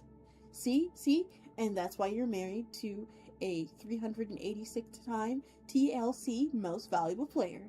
There you go. Are the skyscrapers a part of the field? Sure, I guess so. I don't think this game would have been fun back in the day. before this place sunk, it was a bunch of ground. Way more interesting when there's just no open field. You should write that game. Seriously, you've got a good one. Maybe I will. I will have to drag people out to New York to play it. I don't know how many takers I get. Shit. You've told the computer parts story, right? The what? The New York computer parts? Not ringing a bell? If you have, I don't remember. Gosh, there's no way I haven't told you. But, okay, whatever. I'll tell you the computer parts story. Okay. Hi! What does that say? Brokyo Dream Dust Dreams. Brokyo Just Dreams? Hello! Hi there! Hi over there. Okay, so an old teammate of mine just told me this story. So back in 2000 or something, he was house sitting for his uncle. His uncle had this apartment in Tribeca, and he worked for the NFL. He didn't know what his uncle did for the NFL exactly, but he made good money. Well, he was in Tribeca, so I bet. Right. So, I know at this point, this kid's like 19. When you're 19, obviously, it's like the dream of a lifetime to go visit NYC and have some kind of swank-ass place all to himself. Oh, absolutely. So, he's there for like a few days, and suddenly he gets a call from his uncle. And his uncle's like, listen, you gotta do something for me. You gotta take some stuff that's in my freezer and take it to my office on Park Avenue. And he's like, can't you send someone else to do it? And he's like, no. It's kind of a secret. I kind of fucked up something, and I got busy, and I never got around to bring it to the office. And so now I'm wondering where it is. So I need you to meet my buddy there and deliver it to them. If I could have someone else do it, I'd have someone else do it if I could. But I'm in a jam, or whatever. Okay, so he's like, okay, and he looks in this freezer. And since it's a swank-ass apartment, it's got a full-size standing freezer. And it's just not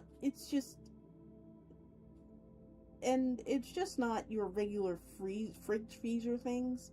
Sure. And he opens it, and it's full of piss. You can call me Hokyo. I added the bro because I was being a gremlin, and now I have to wait 2 months to change it back. Oh no! Dang. Well, Hokyo, welcome in. Welcome.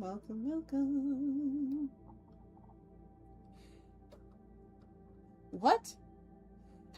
It's full of actual piss, and there's these little vials of urine samples. What the actual fuck? So, it turns out that his uncle is an official in charge of collecting urine samples from NFL players. And he just keeps them in his place? I guess, I don't know. Apparently he was a kind of a fuck up or something. He just, I guess, just thought it's good. It was just good as storing them in the office, and he just never got around to testing them. So that ends up with him having to literally freeze. Literally having an entire freezer full of NFL piss. Holy shit. So this kid doesn't really know what to do. He gets this huge rolling suitcase he traveled with, and he starts dumping the vials in there. Then he heads to the subway, gets off at substation in Midtown, and apparently the suitcase is really heavy, because it's filled to the brim with liquid. So as he's rushing up the subway steps, he can hear the glass rattling around and breaking. So this entire plan is going to hell. Oh man, no.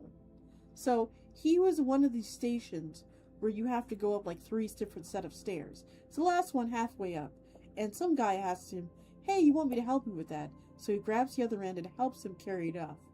See, New Yorkers always had this bad reputation. I always thought everyone was cool there. Shh, shush. Okay. So they're halfway up the step, and the guy asked him, "Dang, this thing is heavy. What the hell do you have in here anyway?"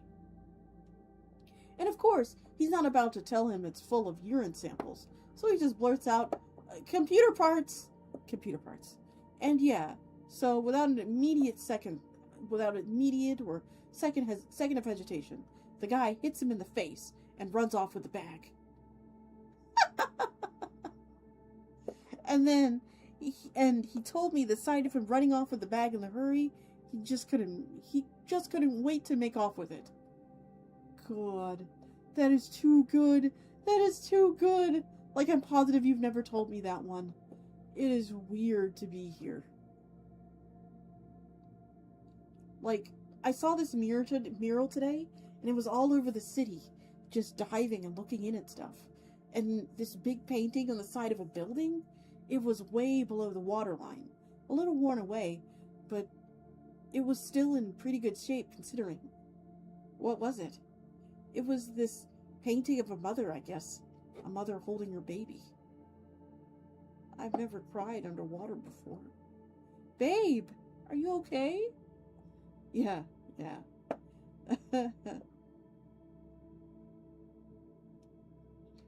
I don't know if this is gonna come out right.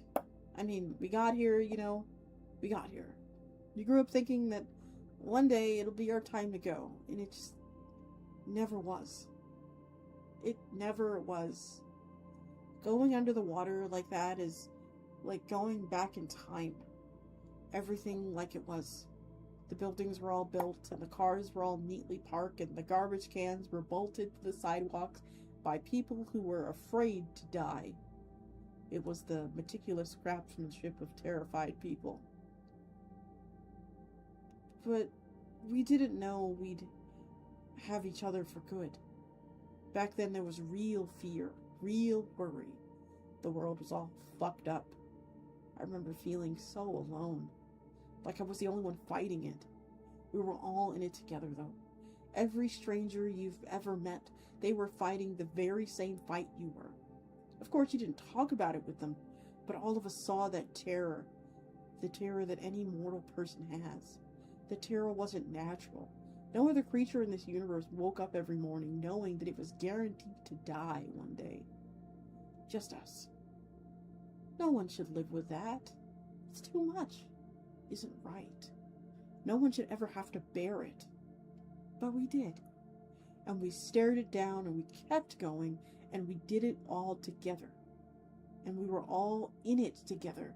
It felt lonely, but we were never alone. We had each other, no matter how often we forgot it. All of us. We had each other.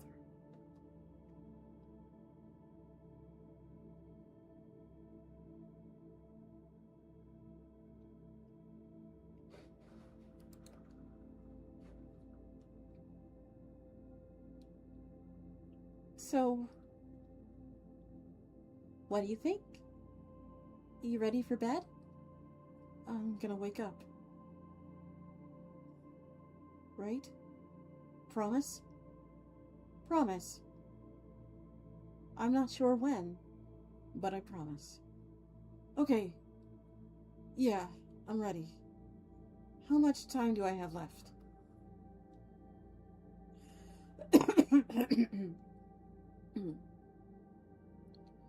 Right, about a minute, looks like.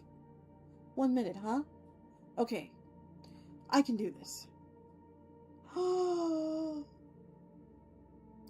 First, don't worry about anyone dying due to the rising sea levels. Everyone was safely relocated, and I am very happy to report the people in places like Houston, Louisiana, and Savannah were able to persevere their cultures elsewhere in the country. Second, you may have noticed that Maine's new border was strangely preserved in a straight line. That's because the Canadians, being slightly more forward thinkers, dispatched aid directly to the state, building a retaining wall. The rest of the world is basically carrying on just fine.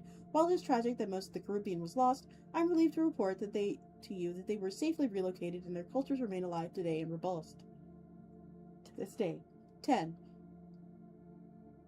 Really should have told you on the outset that in the process of establishing our first contact with you, it would have required lots and lots of waiting. This experience was unfair to you due to a very bad oversight on our part. She feels bad about it, and so do I, and we are both sorry. Fifth, no, for the millionth time, we really don't know why humans stop aging. 6. Ten's words were a little clumsy regarding people who stopped aging. To clarify, babies in the womb of 2026 were indeed born and grew into an adult, and all the children grew into adulthood as well. 7th, I know we didn't really look at any people, but thanks to medical technologies, people can essentially be whatever age they feel like, between 20 and 100-ish. Some people choose to be old, and they like it that way. It's great. 8th, we're not in some kind of matrix simulation or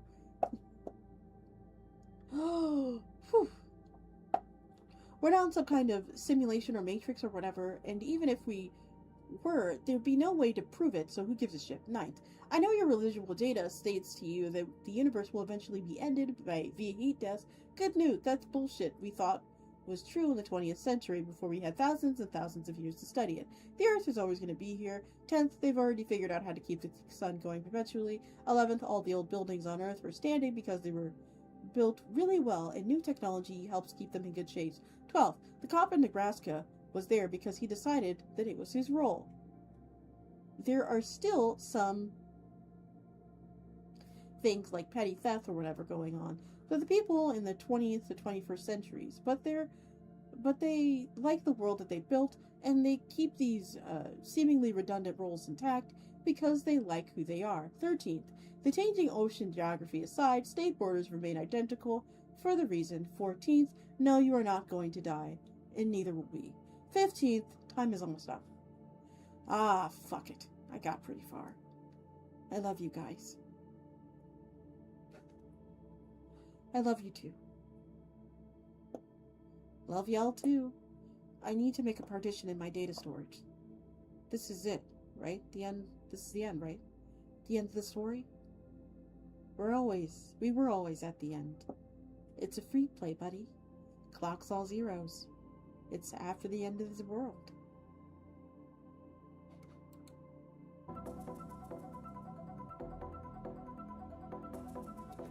Pioneer 9 has not made contact with Earth since 1983.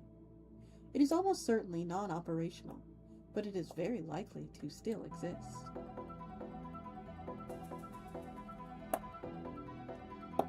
Pioneer 10 has last sent signals to Earth in 2003. It is believed to be 10 billion miles away from Earth and traveling nearly at 27,000 miles per hour.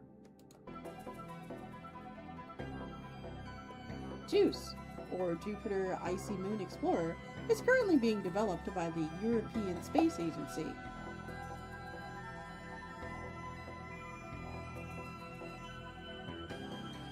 Hey! It's that game!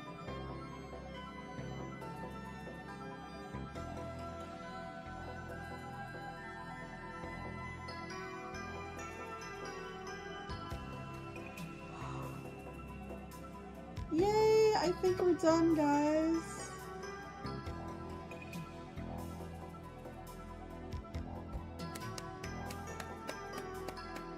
Oh, wow.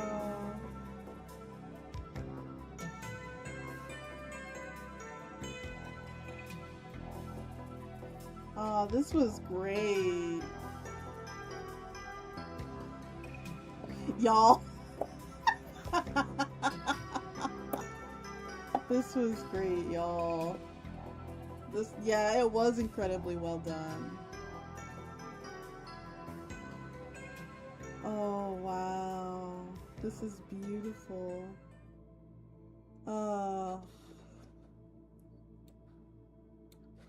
The end.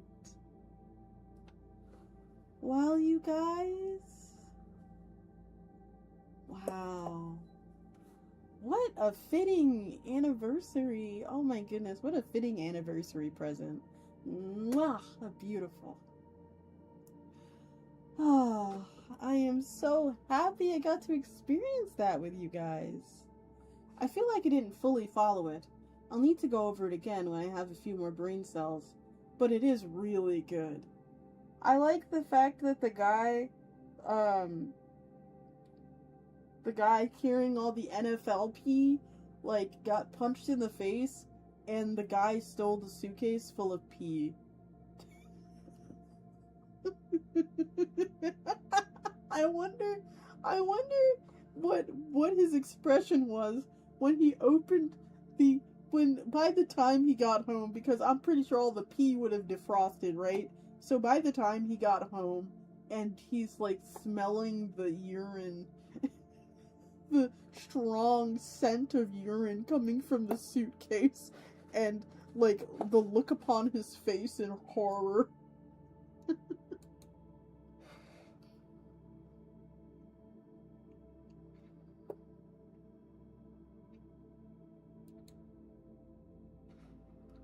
Oh, um, oh, I look very pale.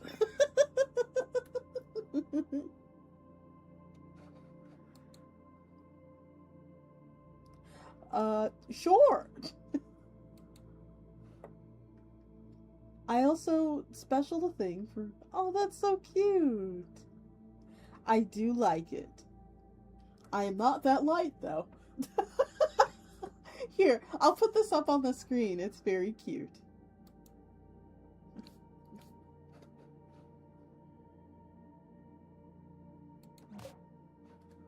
Look at that. I have never been this light in my life, and I don't know who that white woman is, but you know. She looks very cute.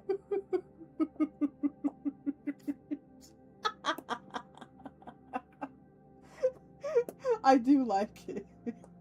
Thank you. Thank you. Hold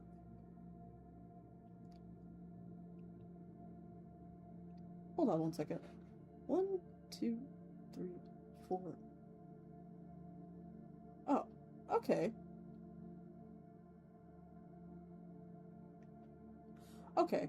Oh, okay, okay. I was just checking the number of fingers. Oh, she's so cute, though. Yeah, the skin tone definitely does need to come down a few shades. Yeah. Yeah, let's just say, I was,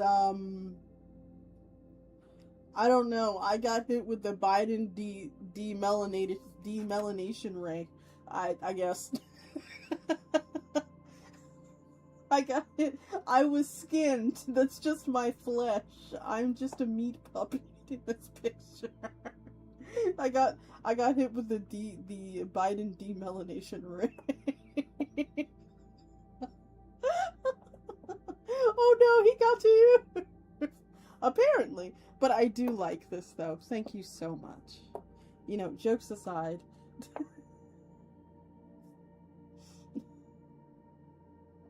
Dang, I guess you ain't black, Jack. Nah, the sun's up. If the sun's up, I'd still keep my color. I'd just be ash. In fact, I'd be even darker. It's setting. Oh.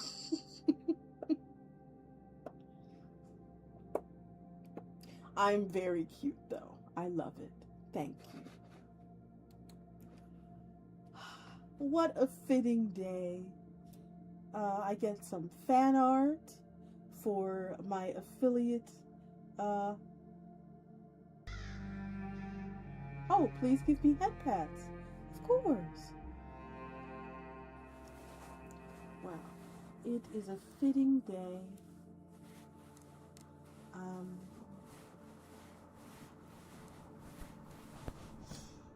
For my affiliate anniversary. I feel so loved. You all, thank you. Thank you for everything that you do. And Is it just instant ash no matter the level of the sun, or is there a level of... or is there a level where you won't turn ablaze or instantly get cooked? Well, I'm glad you asked, because you see, depending on how old the vampire is, and you guys know that I'm very old, right? I'm an old lady. Old vampires don't really burn up in the sun, because we've been here long enough to, well, let's just say our arcane power, let's just go with that, basically kind of keeps us alive long enough where the sun doesn't really bother us too much. No, we don't use high-ass proof sunscreen. That does help, though. I will say that sunscreen does help. It would help if we had a working circulatory system, but you know, vampire problems. Anyway, so the older your blood is, basically the harder it is for the sun to affect you. For me, it's kind of like, I can't look directly at the sun because I'll die. Like, if my eyes were to look directly at the sun, I'd lose my eyes. Like, they'd just go up in flames. But I can be out in sunlight for maybe a couple of days travel. So if I were flying somewhere, I could be directly, I could, if I traveled as humans did, I can be in the sun sporadically. Now, if we're talking the shade, oh, I'm completely fine in like a shade. So as long as I have an umbrella, I should be perfectly fine. No pain. But if I were to walk around without an umbrella, or just kind of letting the sun beat upon my back, yes, I would smell like a delicious McGriddle. I would smell like bacon. I'd smell like bacon, but faintly like bacon for the first week. It takes about a good 4 weeks for me to truly evaporate in the sun. Second question, do you sparkle when the sun is setting? No, I do not sparkle. I do not sparkle. Unfortunately, the Twilight strain of vampirism, I don't know how you receive it, right?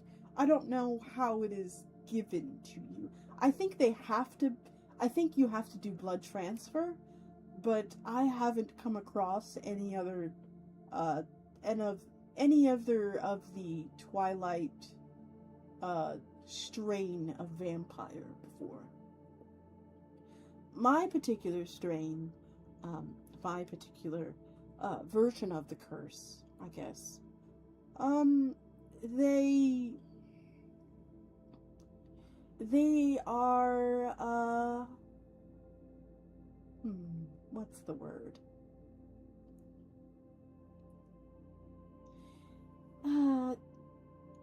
It's a little difficult to describe. How does garlic bread sound to you? It depends on whether or not I'm in the library. When I'm in the library, I can do whatever I wish. I can sit in sunlight. It doesn't matter. The rules do not apply to me. The rules of the human world do not apply to me whenever I'm in the library. However, when I'm outside of the library, I cannot consume any human food at all. I just... bleh, I vomit it right back up. Bleh. Projectile vomit. But I can have blood. It could be a garlic-infused blood. It's pretty nice. Ooh, let me tell you something, right? For all the little troublemakers out there. So, if you're looking for a quick fix, maybe you're missing the taste of alcohol while you've been dead because you can't have it anymore, what you need to do is school your little butts over to the, the young people area. Go to the club or whatever. There's usually some sort of vagrant or maybe a little drunk homebody. Maybe they had a little too much to drink. Have a little sip of their blood, and you will be on a kite for weeks. Or the more ethical solution to this, hear me out, more ethical, here's what you can do. You can attend one of the humans' high parties, attend one of those, and you can drink the blood, consensually, of one of the participants there, and, whew, that is some good stuff.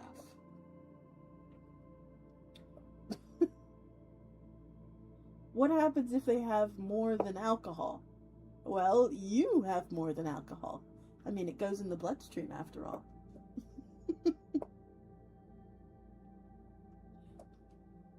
Go crazy. I can't stop you, and you can't die, so it's fine. What if they're cross-faded? Yeah, it's fine. Yeah, it's fine. You'll be cross-faded too?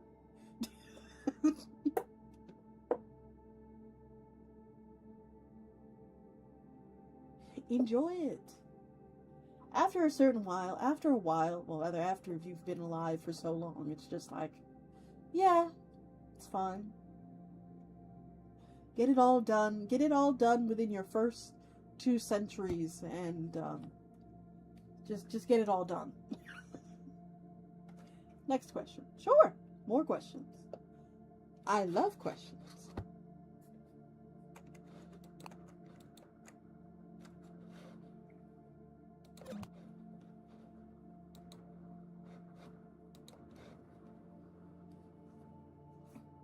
I love questions, please.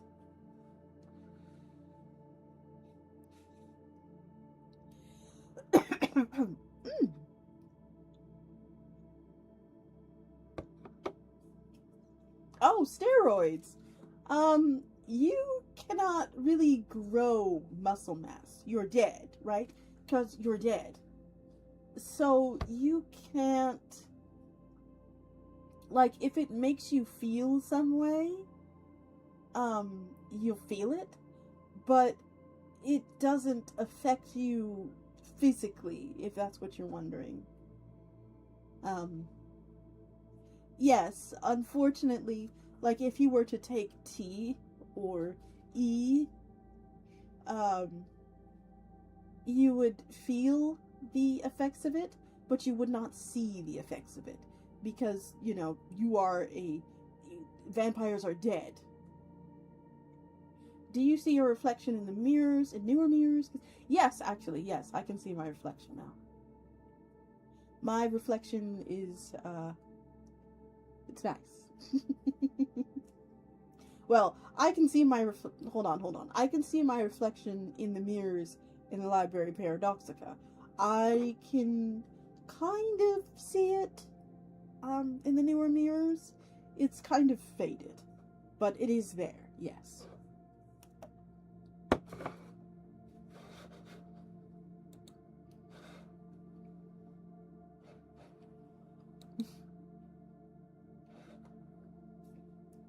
Do you be posted up in the library? Of course I am. I'm always posted up in the library. There are billions of rooms in the library. Billions. There are so many. The thing is, right? The gag is, right? Is that I know, as long as you are holding a book or a ward, and you are walking around the library, I know exactly where you are, right? I know the entire layout of the ever-changing, ever-expanding library paradoxica. There are several rooms for whatever you're looking for. And let me Let me zoom in a little bit. Whatever you are looking for. Hopefully this helps. There is a reason why we stopped allowing children within the last century. there is a reason. Tohyuu has some overdue books. I'll return them in a few days. Do I need to? Do you? It looks like the ad demons are coming. Alrighty. Any more questions? I love answering. Is this like a little Q&A section? Who do you send for this? Oh, who do I send for late returns? Usually, provided they are within the year, we usually let people bring them in themselves. But if it is just a regular book, we don't really stress about it. Children's books, if it is a children's book, however, all you have to do is just let the book go, and the book will come back to us when it is ready. Which is why we say, number one, we don't allow children in the library paradoxica, because, if they are holding on to the book as it is traveling to us, they could get stuck in the mail slot, and it gets very messy, because the book is very powerful. So, yeah, don't do that. Please care about your children's lives. Next, if it is just a regular book, we're not going to stress about it until it gets to, like, maybe a century. I thought you were going to say we send buff vampires. No. They just send me, and I'm a lot worse. Or they'll send, if I am too busy, which is usually the case, I will send a ghoul to go and get it.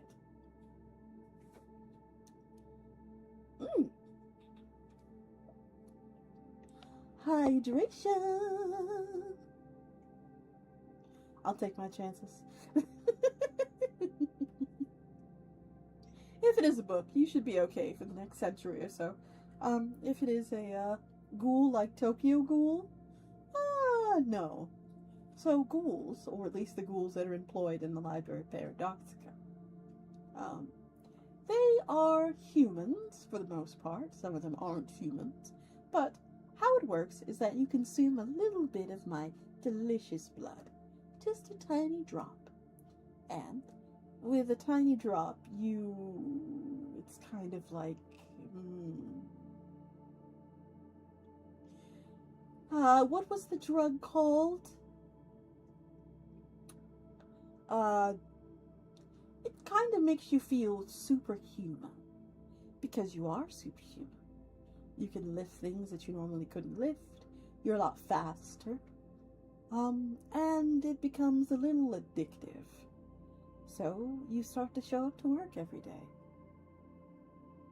Oh, looks like there was an ad break I missed. So like vampire ketamine. Yes, in a way.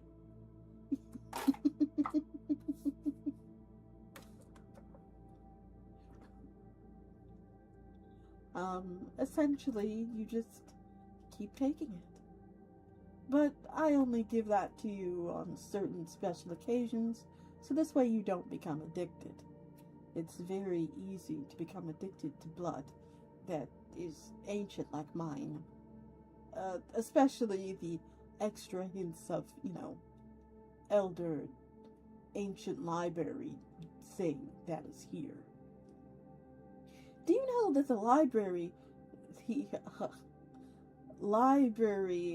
proprietor, the one before me, he wasn't a vampire, mind you. He just was a human that had so much gumption. He was essentially a walking skeleton by the time I had come to take over. The library, the the library itself, I guess.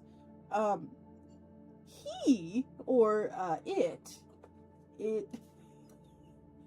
it doesn't really care very much about the proprietor, myself, but it does have some guidelines for me to follow, and I follow them to a T, and they give me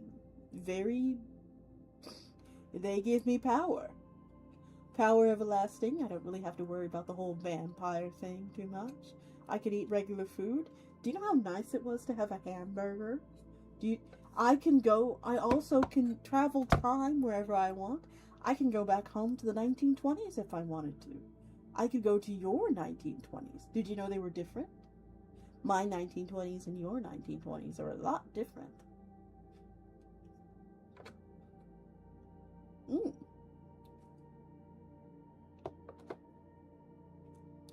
They were a lot more, it was a lot more fair, I guess you could say. It was a lot more fair.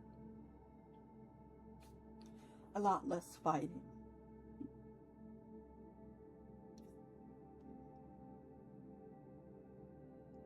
Bring me back to 2016, my better years. I wonder if I could move the library with other people in it. Well, with non-ghouls in it. I don't think that's possible, though. Usually how it works is that when I'm moving the library and there are, regular humans in it, when you exit the library, you exit at the time that you entered in. So if you entered the library in 2026, then, yeah. So is 2022 0 up next? Oh, is that a thing? Is that a thing? Hold up. Is that a... You're not... Hold up. Is that a thing? Girl? Hold up. We're about to do some research.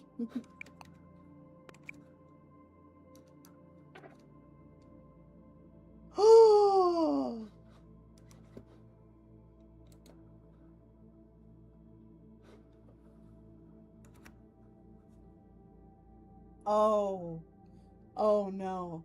You've done it now.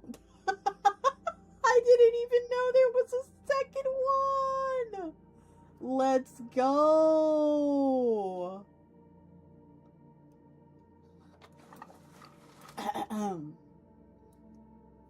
So we're only going to read like a couple of chapters of this. Thank you so much. I am so happy right now.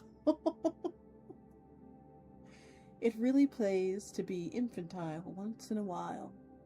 One great fault of the American people, which has had some distressing consequences, has been this inability to get down once in a while and play like boys and girls.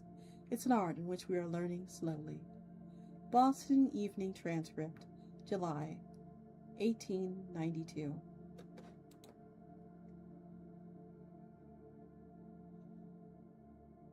Oh.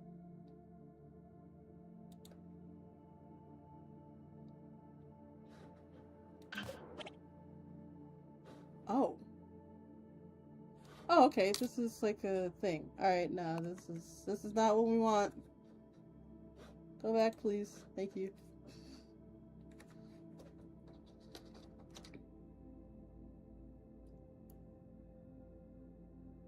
Oh, hey, it's Georgia Tech.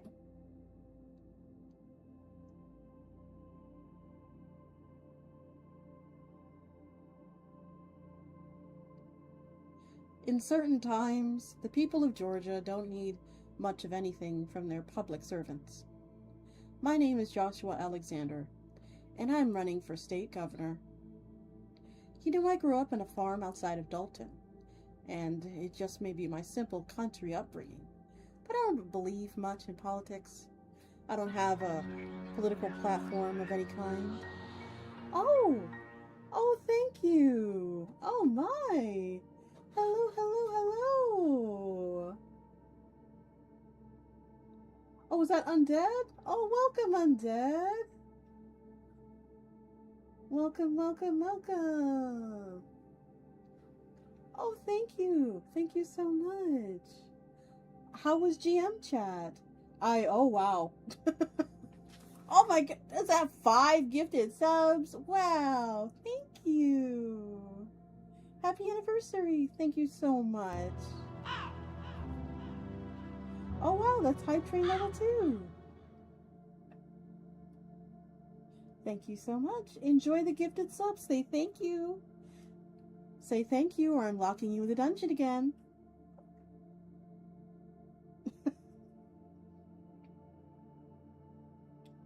Alrighty. Let's continue, shall we? Oh, and first, you can also tell me about, you all can also tell me about what you were doing. I can go in the dungeon? Yes! Last stream I actually kidnapped you guys and put you in the dungeon. Did you miss it? It's okay. The VOD is there for you to watch. And don't worry, I'm planning on doing more interactive streams for you guys. So, don't worry.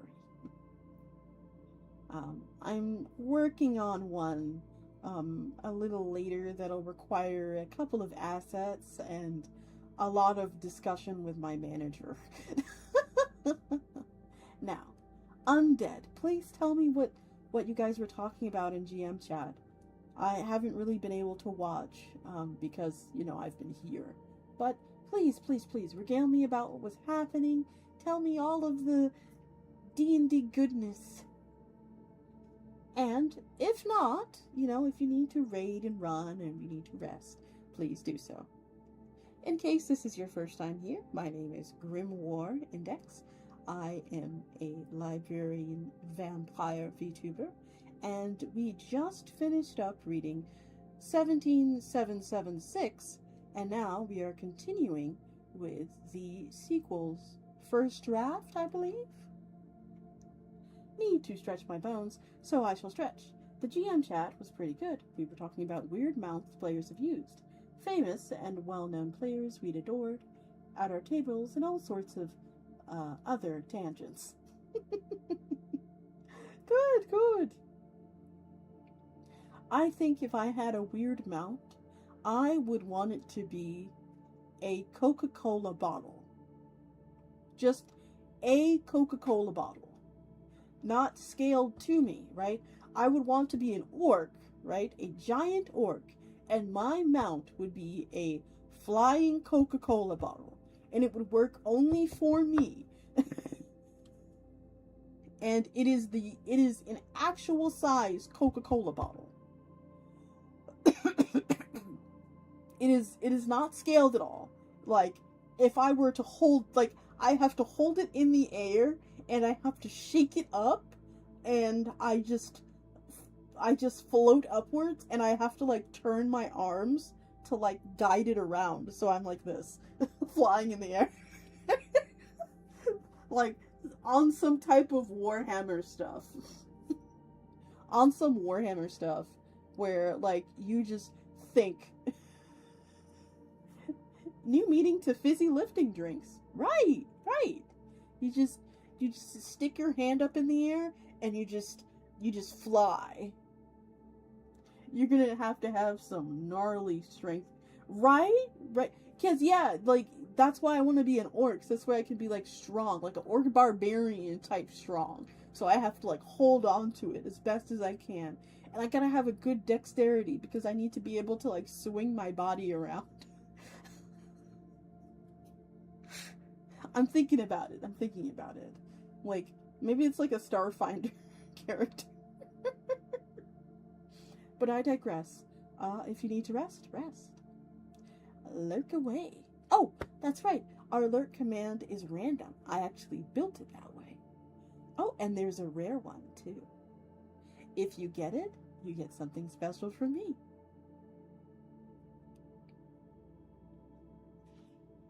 Alrighty. Let's continue. Leave it to a country boy like me to lay it out straight, I suppose. I want to be a governor, just to be governor. I can't even explain to you where this impulse comes from. I possess the personal and political convictions of a boulder tumbling down the mountain, and that is how I will govern. I would be honored to have your vote in November. I am Joshua Alexander, and I approve this message. You're listening to New Stock 680, Atlanta's most trusted news source. I might vote this time around.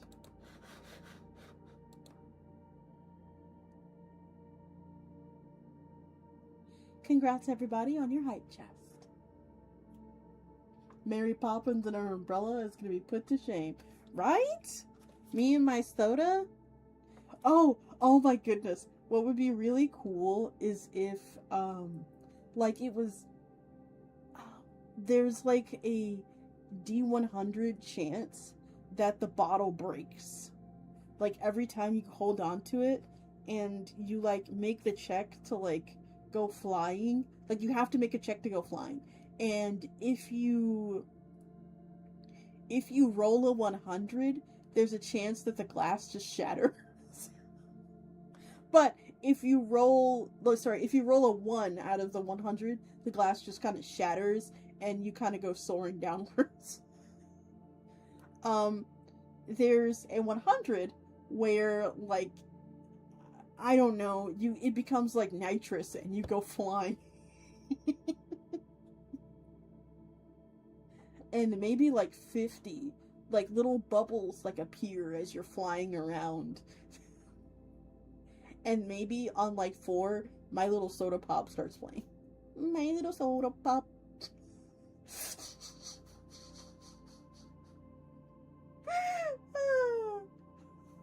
Anyway. For this guy, Alexander or whoever, oh, I don't know. Just want the sticker they give you. You can just buy the stickers offline. Well, fuck it, I'll just do that. This is a public service announcement. Hello, I'm Connor Malley, Georgia Tech quarterback. And I'm Susie Ashton, Georgia State quarterback. You may think it's a little funny that we're on the same ad together. The Yellow Jackets and the Panthers have found ourselves in quite a few dogfights over the years. But you know, Connor, sometimes it's important that we all work together. That's right, Susie. Here at Georgia, Tech and State rely on our fans to stay vigilant. And that's no secret that football in the state is bigger than ever. Tech even has several footholds, and so does Georgia State. And if we're to bring even more footballs home to Georgia, we're going to need to protect the footballs we've already got. As a matter of policy, we hide our football in locations we keep confidential, and teams throughout the country are pulling out all stops to find them. As a fan, this is where you come in. If you see a player on the field you don't recognize, call the tip line at 404-TECHSTATEFANS. Together, we can keep football alive and well in the state of Georgia. Alive and well in the state of Georgia. Help us protect the rock.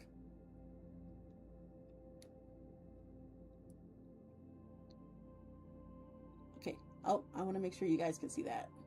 Doesn't that look so cool? Like, how are they doing this? That is so cool. What I've been saying? Remember what I said when we saw the scoreboard beep last week? I was like, Tech got another football. I mean, I'm not going to try to talk you out of it. Yeah, and now we've got them running ads telling people to be on the lookout. I'm putting it 1 a week, man. Sometime about a week from now, they're going to be coming right through here with a football. And we gotta sit right here when they do, looking out this window. Man, just don't get all pissed if nothing happens. I know. Yeah. And every time you're like, I know, and then nothing fucking happens, and then I gotta spend the next month living in this apartment with you pissed off, like, Oscar the Grouch. You know, I know this to be like Bert and Bert. Yep. Fuck Ernie. You know, no Ernie's in this fucking team. I want to eat. I got you, Manny. Alright, man. It's like 1. I'm gonna go to bed. You watch close, though. I thought you said it was gonna be a week from now. Well, yeah, I'm fucking wrong constantly. Eyes north. Night. Night.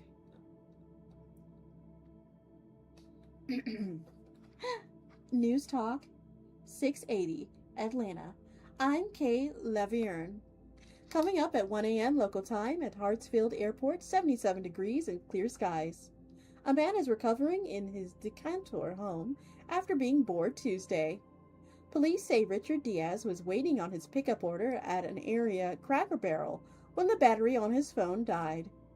Diaz spoke about the incident to News Talk 680.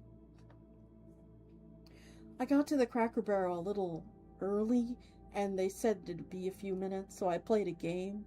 I got on my phone where you're a waitress lady and you have to serve a bunch of pancakes before your customers get mad and leave. It's kind of sarcastic when you think about it, or ironic, or whatever the word of it is. So I was playing that, and then my phone died. But then I remembered I'd left my charger in my wife's car, so I couldn't charge it. So I went in and I asked for my food. I went in and asked them if my food was ready yet, and they were waiting on a new batch of fries to come out of the fryer, but they'd be extra hot and crispy when they were done.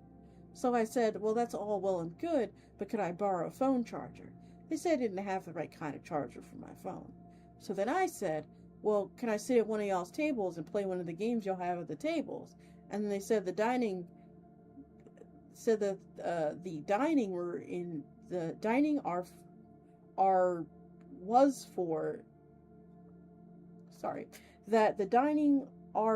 for dine-in customers only. So I said, well, can y'all bring one outside so I can just play it in my truck for a few moments? And so they did. And they gave me the triangle peg game where you gotta make the pegs jump over each other. And I had already played that one a million times. I was hoping they'd give me the Towers of Hanoi game or one of the other games. But the peg one was all they had. So I started to play it anyway. Oh, it's a Peggle! I like Peggle. But pretty soon I realized I wasn't even trying to beat the game. I was just moving the pegs around in different holes. I wasn't even following the rules, really. That's when I started to feel bored. Diaz said that's when he alerted the restaurant, who dialed 911. The police came pretty fast. One of them gave me a book about ants. That was pretty cool. How they all worked together to build the hills and stuff. Before I knew it, my fries were done. So I went in and picked up my fries, and then I went home, and my wife and me, we ate the fries, and then we got at Cracker Barrel. They were really good. Some other places try to do all kind of fancy things to their fries, but Cracker Barrel just makes regular fries the way they ought to be made. And my wife and me like them a lot. Manny? Manny. Yep.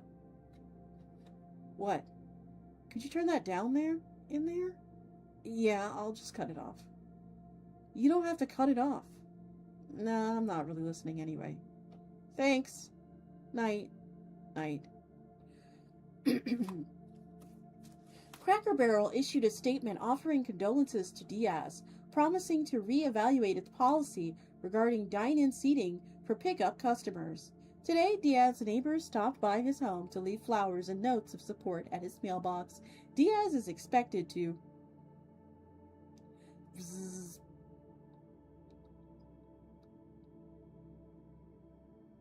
beep, beep, beep, beep, beep.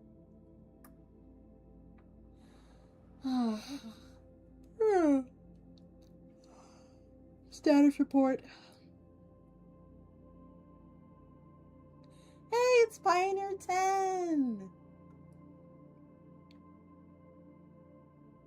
Pioneer 10 instrument monitor. Imaging photo polyometer?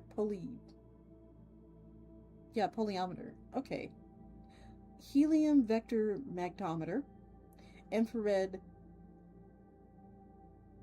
audiometer.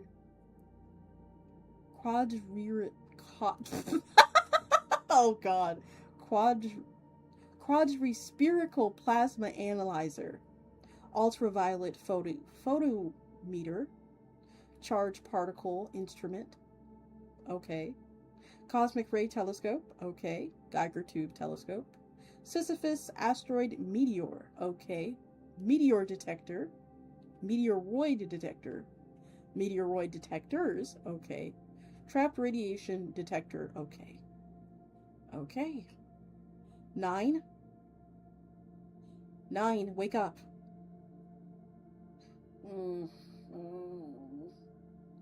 Pioneer 9, this is your big sister. Wake up. You're not. You're my little sister. I'm gonna check on you in 5 minutes. You better be up. 5 minutes. God, okay. Pioneer 9, NASA. Launched in 1968. Oh, before I go to bed, are we still doing a food run tomorrow? Yeah, I'm down. We gotta go over to the one in Kensaw, though. We do? Yeah, because remember? Last time we went to Sandy Springs one, they remodeled their produce section, and most of the veggies aren't on the field anymore. Well, what do they have again? You know how the field cuts through the parking lot and the front entrance that kind of goes diagonal through the left side of the store, right? So they have these little stands outside by the front doors, like with little tomatoes and everything. But once you go in, the produce isn't on the left anymore. They moved it so it can be more in the middle, so you can't reach most of it. Well, what do they have, though? If you're lucky, you can reach over the sideline to get a couple of avocados. No chance of bananas, though. The only stuff that's actually on the field is the one little island card thing. What do you call those things? Islands? I don't know. Isles? Are you saying aisles or aisles? Aisles. Spell it. Aisles with an A. Nah, because the aisles are the empty space you walk through. The shelves and displays are the stuff what defines the aisles, you know? Just go to bed already. Anyway, the island thing that's all the way on the field is the shitty fruit one. None of the good fruits, just plums and shit like that. I kind of like plums. Plums are trash. I'm not going to spend the next month eating plums. Alright, well, whatever. We'll go to Kensaw. But not the fancy one. We gotta go with the one with the actual regular frozen pizzas. The only fancy store has, the only ones the fancy store has are called, like, Nature's Valley or something. And they're like these tiny little artichoke pizzas that cost $9. Fucking sucks. You can't even get, like, a party pizza. What the fuck is a Nature's Valley? It's like, yeah, every valley is a Nature's Valley, dumbass. Coach is gonna ask me why you're asleep at noon tomorrow, and I'm gonna have to tell her you were screaming about frozen pizzas to nobody. Not to nobody, I'm talking to you. Well, I'm not listening anymore. So no, not really. To be continued, I'm sure. Night. Love you. Love you.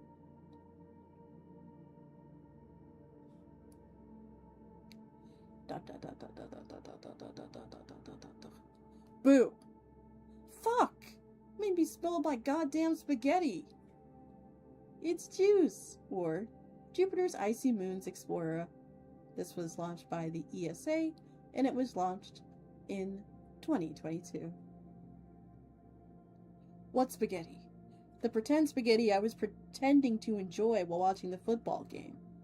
I don't understand how one would spill spaghetti. Do you bother to imagine yourself as a table? No. So what, you were standing there holding a plate of spaghetti? That's none of your business. It would have would have bucked a fucking seatbelt to eat my spaghetti if I knew you were gonna sneak up on me like that. Oh, I missed you, Jay. Yeah, you too, lady. Jesus, I just looked at the date. Yeah, you slept in. I did. I needed that. Verse 9. Just woke them up. Should be on soon. You think they'll be mad when they look at the calendar? Hope not. The two of us might have to have a talk about it, but I think 9 will be okay. What are you watching? The game. Which game? The game. Listen, this is a very confusing thing to just walk in the middle of, and I recognize that. This is Atlanta I'm looking at. Yeah. And who are the rest of these guys? And who are these guys? So here we got Nick and Manny, right? Nick just went to bed, and Manny's staring out the window on lookout duty. They're free safeties trying to make a play on the ball. They've been living in this condo for about 30 years, just watching out the window, waiting for a ball carrier to come on through the Georgia Tech field.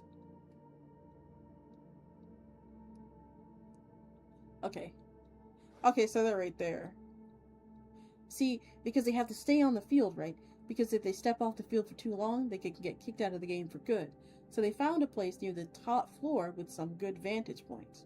Thing is, though, life ain't so easy on the field. The only part of their condo building that goes through the Georgia State field line, look it. Their place is up in the northeast corner of the building, which is on the field. But they can't use the elevator because that's part of the building that's not on the field. So they got to use the emergency stairwell every time. And I mean, they can use one of those tennis courts you see there, but only the one on the left. That makes for some weird situations. Sometimes they'll go down there to play, and sometimes people will be playing on that one, but the rest will be free.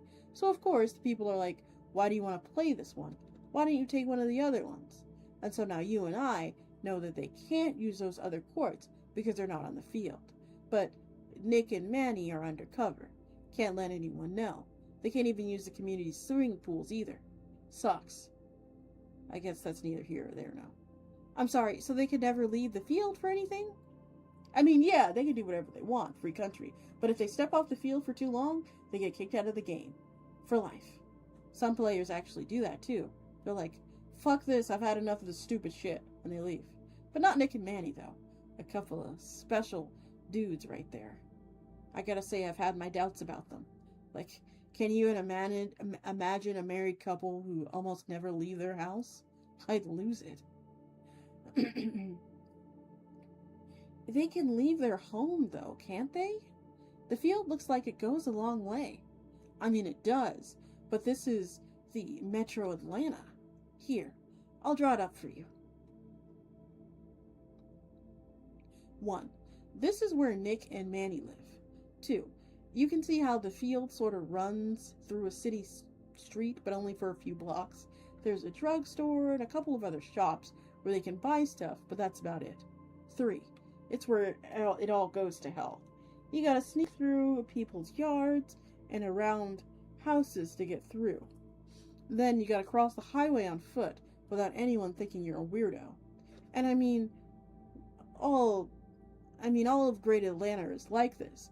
Once you get to Cobb Country, Roswell, those places, nothing but curvy roads and houses you gotta find your way around. They gotta do a whole bunch of planning and timing to even go to the grocery store. Hold on, let's look at 3, because I didn't see it. Oh, wow. Yeah, they gotta... Yes, they gotta do that. That's crazy. Like, and they can't go through the road, right? They can't go through the road because it's... Oh my gosh, that sucks.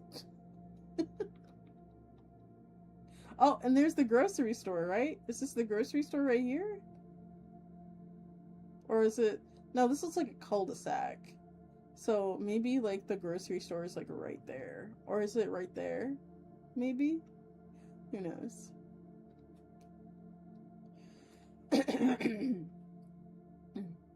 I wish they'd let me redesign their city grid. I know. You know how they are about that. Still no movement on that? Nah, they like their little pigsty. I'll never get that about them. Anyways, this is a game between Georgia Tech and Georgia State? In a matter of speaking, yeah. How long has it been going on? A long time. Is it a good game? Well, it's a pretty complicated question, and I reckon you and me would answer it differently. Oh, fuck. No way. Nick! Wait, hold up. This is Nanny's room, right? Yeah. Look out there. Look. Nick, get out here. What? Get out here, look.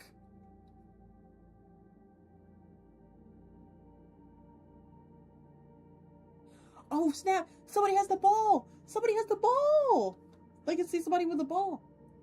Okay, what are we looking at? Yeah, I'm coming, Christ. Tech player, crossing I-85. Looks like she's got the ball. She has a ball, yes. A ball? There's more than one football in the game? Yeah, I'll explain in a minute. So we've seen them play so many multi-ball games. It's just so hard to designate a smart one. Man, you picked one hell of a time to wake up. This is the craziest shit I've seen in months. You've got to fill me in. I still don't understand what I'm looking at. Looks like she's got a ball. I fucking told you. What did I tell you? Hold up. I will in a bit. Promise. You said next week. Close enough. Look, you stay here. I'm looking south through the bedroom window. Let me see everything you see. Yep, here are your binoculars. They're on the thing. What thing? The thing. The dresser. No, the what? Use your words. The couch, the coffee table, the dish drawer, the end table. Yeah, the end table. Thank you. You wouldn't even have to ask me if you put it back in the same place each every time. You wouldn't even have to ask me if you put it in the same place every time. Yeah, okay. Okay, I think that's a little uncalled for. The one giving him a hard time is Nick, right? Yeah. It's a kind of interesting relation dynamic between these two. To be honest with you, I've never seen a happier couple. They just get in their little things sometimes. I think honestly, since they've got such a solid foundation to their relationship, they actually have the time and energy left to argue about little things. And remember, Nick and Manny have been sharing this apartment for 30 years, and it is by no means a big condo. To call it just a 2-bedroom is generous. It's really just a 1-bedroom and a glorified little office room. So I bet your husband's quirks stand out a little more. And the little things that irritate you get all that much more annoying after a while. Oh, and it's just 1 bathroom too? That isn't great. Oh, looks like ads are getting ready to start in 14 seconds. Prepare for adage. Oh my goodness! This has been so fun! Are you all having fun listening to this? Oh, this has been so good. What a wonderful affiliate anniversary. Oh my goodness. My heart feels so full. Oh. Yes. Good. I will probably plan out something to do for you guys, maybe involving VRC, where we'll all sit down and watch a movie. Maybe we could have a movie night. Maybe we can watch Nosferatu or something. Maybe that'll be fun, like one of the public domain movies. Maybe we can watch a bad one, a bad public domain movie, and we could talk all over it and watch it on stream. I think that would be fun.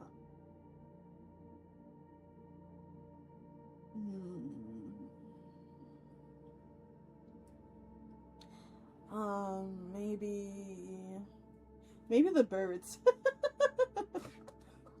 Birdemic. Oh my goodness. I wish we could watch like a Neil Breen movie. Neil Breen is my favorite filmmaker. Like, he is so funny. Oh man. Like, we were watching God, what was it? Twin something, the one with Cade and Kale or whatever, and it was like twin dimensions, twin destinies or whatever. And I don't know. Are they officially uploaded to YouTube? They should be fair use then. No, they aren't fair use. He has copyright. Like, you have to pay to watch those movies. Like, you have to pay to watch them. I had to pay to rent the movie. Not my brightest day, but I did have to pay to rent the movie. But we can find like an older movie that's kind of bad and watch that instead. Not fair use, but officially. I guess that's not it then. That's not then. Yeah, because he is very, I think he's actually working on a new movie. I don't remember what it is about, but I'm really excited actually. Yeah, alright. I think this Saturday, if I can manage it, we could do a movie night. You, I, a delicious bucket of buttery popcorn. There is a signed zombie film. There's a zombie film that I have signed on DVD, and the director has uploaded for free. I would love to inflict some, show you guys. I don't think we'd be able to watch it on stream, but we may have to do like a watch party on Discord, where we all start at the same, where we can all funnel into Discord, and you guys can see my reactions, I guess. And the few of you that are VTubers that are in the chat right now will. And that, you know, we've had a little bit of rapport with each other. We can hang out on stream. Or we can do it in VR chat, actually. We could probably just do it in VR chat as well. We can all physically be in a room together and chat it up.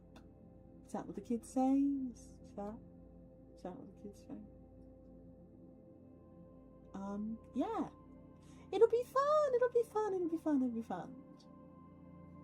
I want to do more community-based things where you guys and we can all play games together, because I want to play games with you guys. Welcome back, by the way.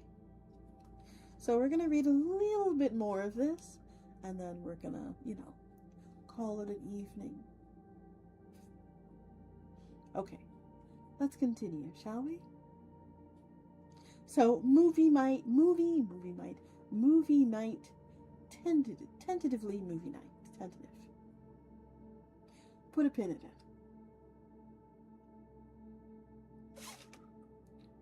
Oh, and just one bathroom too? That isn't great. Can't be no. Man, I love football.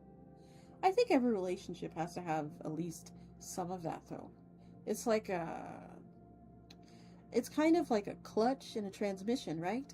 It's gotta be rough so it has something to actually grip on. That friction is the only way anything changes.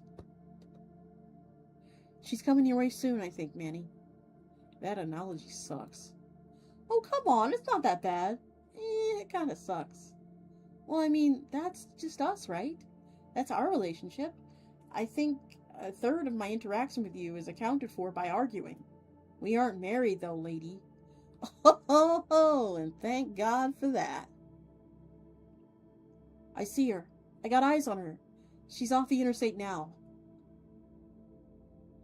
Damn, she's moving, too. Who is it? I don't know. I can't really tell who it is from here. It's gotta be a tech player, though. For sure. So, just so I have everything straight, Nick and Manny are trying to get the football from Georgia Tech, and Georgia Tech doesn't know they're nearby? Yup, but they're right there. They outnumber her 2-1. Why haven't they left the house? They're pretty sure that there are more Tech players in the area, and they're right about this. See, this is some top secret shit they're looking at. Tech has the possession of lots of footballs. 9, to be in fact. 9? Hello? 9! Hey sis. What year is it? We'll talk about that after the game, okay? I don't think that's a discussion. I think you just say what year it is. Wait, where did she go? Just behind those trees, look. Okay, yeah. There are 9? Jay, there are 9 footballs?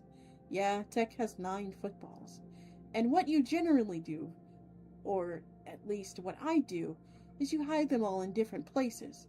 You gotta diversify, you know? If they're all in one place, someone could come along and take your whole shit at once. Tech isn't doing what I would do, though. They got way too cocky. Every single one of them is right here. It's on the Georgia Tech campus, right between Bobby Dodd Stadium and the basketball arena. Granted, it is a really good place to store football if you got one. Both the stadium and the arena are pretty tough obstacles. I mean, what are you supposed to do? Run across a basketball court in the middle of a game? Or break in after hours if they got security guards and shit? Of course, if you're a good climber, you can just climb over the damn thing.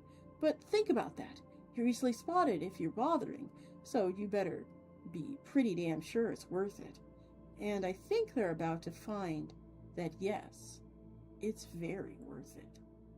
I take it 9 footballs is a lot. Yep, took forever to get. Way too many to risk putting in one spot. Shit, she just went inside. Yeah, the old sorority house, right? Whichever one it is with the dormer windows. What the fuck are dormer windows? The little windows, the little dudes that stick out of the attic? Is that their actual hiding spot? Y'all want me to spoil it? No? Yeah. Yes, it is. Damn it! I said no! Lol, you haven't even begun to get mad at me. Trust me on that one. Oh, no. Look! The light just went on. Oh, man, they turned on the lights? Come on!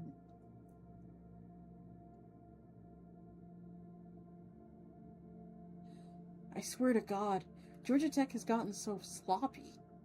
God, they're getting so sloppy. They might be trying to fake us out. Maybe. What did I just say? Can they hear us or something? No. We just spend a lot of time scouting out this team, and there's no other conclusion to draw. This team has been winning so long that they're not even executing fundamentals anymore.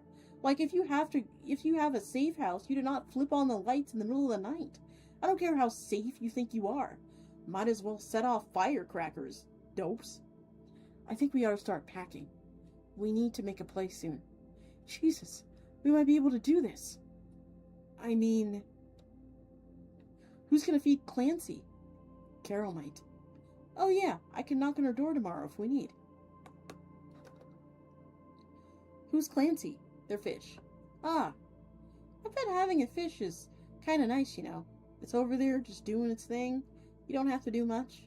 Barely even have to think about it. But you always know it's there. That's what I imagine having your favorite basketball team is like. She's coming back out. No, that's someone else, I think. Oh shit. They're all coming out. They're like all coming out. I'm counting like 6, 8. That's like 10. 10 players? What the fuck? What the fuck? Oh, this is gonna be bad. This is gonna be bad. Stupid fucking team. Get the map. Because I think that might be everybody, man. Yeah. Hold up. I think she was making a drop-off. I don't even know if they're even gonna card it. Where are they all going? Up north, to Tennessee, I bet. There's an offensive moving up towards there with a ball and only a couple of dozen players. Tech already has about 20 defenders there. They're just sending these folks for reinforcements. So that's how you get a football. You go and find an offensive that's advancing and line up against them. Yeah, it works the same way as conventional football. 4 downs, 10 yards for first down, all that. Tech's defensive can get the ball if they force a turnover on downs, or a fumble, or an interception. But this is way too aggressive, though. They'll be leaving the barn door open here, because now they have nobody defending their stash. And Nick and Manny are allowed to go down there and take the balls? Yep, they'll lose footballs. So listen, this is what they're doing here. Every team has 125 players, right? According to the old college football rules, you get 125 players. You really don't have any way to know for sure where your opponent players are, but you can make good guesses based upon what you've seen, and what your teammates have seen, and what other people have seen, news stories, whatever. But they can account for the location of all 125 players. They can deduce that there is nobody fucking home. Okay, so this is what we got. Oh, wow. We know that Tech has at least 20 players up in Tennessee, right around the 200,000 yard line. So they're actually in North Georgia, but close enough. Then all across Kentucky, they have 50 minimum. Coach said they have a confirmed group of 30 players near Lexington, and then another team of at least 20 in Danville. More or less accurate. They got 25 near Lexington and 25 in Danville. So that gets us up to 70 players accounted for minimum, closer to 80. Then there's the story from the Detroit paper. What story? I sent it to you. You send me 20 things a day. Okay, well, they were saying that Tech has a bunch of little teams in Michigan. They're breaking up into groups of 5 and like farming out all over. They're reporting 40 in total. You trust it? It's a good paper, yeah. Shit, they said about 40? They said at least 40 for sure. Okay, so that gets us to 125 easily. There it is. They figured them out. Here, double check it for me. Look, the 10 we just saw, plus 20, plus at least 30, plus 20, plus 40, and that gets us, that accounts for at least 120 guaranteed. Minimum. Yeah. I mean, it's not a guarantee. Yeah, I know. We've been here since 91, Nick. Come on, you'll see it. This might be the only chance we ever get. I bet this is the only fucking chance we ever get. Fuck. Go, go, go. This is your shot, fellas. No time but the present. I thought the saying was... Sorry, no time but the present. I thought the saying was no time like the present. You know what I said. Okay, we gotta go. Hell yeah! Okay, I'll leave a message with the HOA. Let them know we're terminating the lease. Can you talk to Carol? Hate to wake her up. We can just leave a message on the road.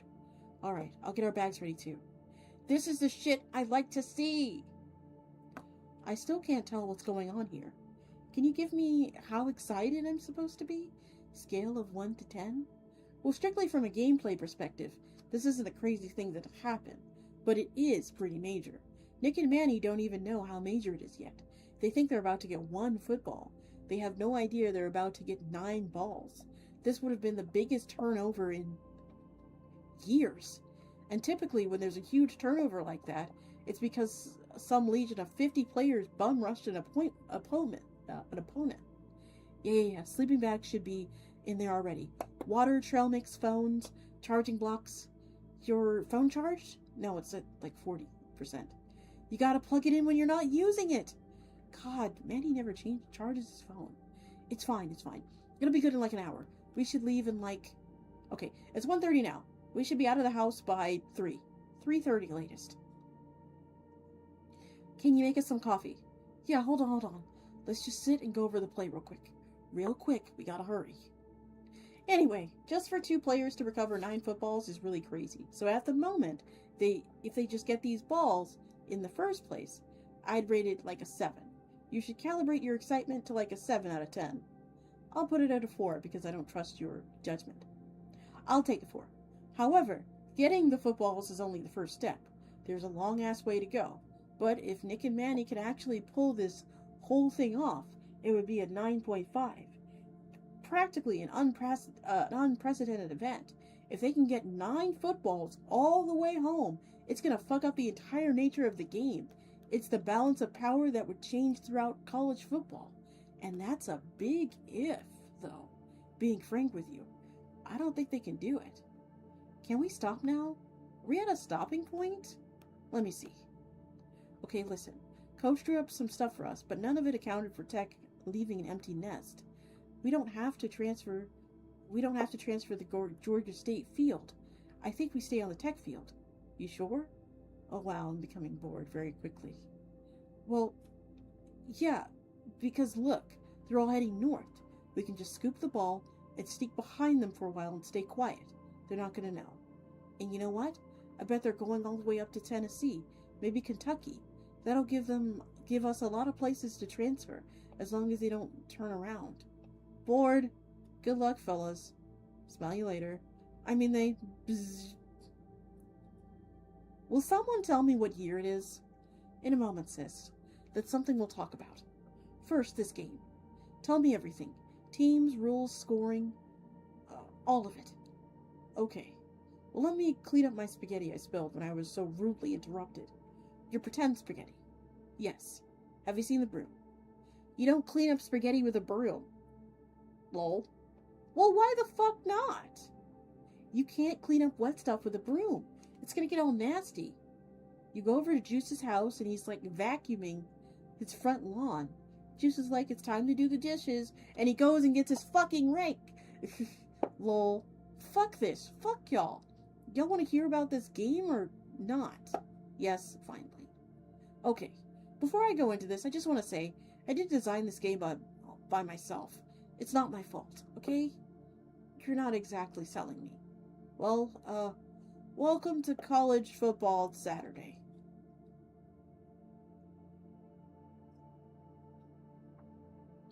Alrighty. Okay. Well, I think that is where we are going to stop for the evening. That was so fun. I am so happy there is more. Yes. My heart is so full. I am so happy there is more. Oh boy. I am going to... what?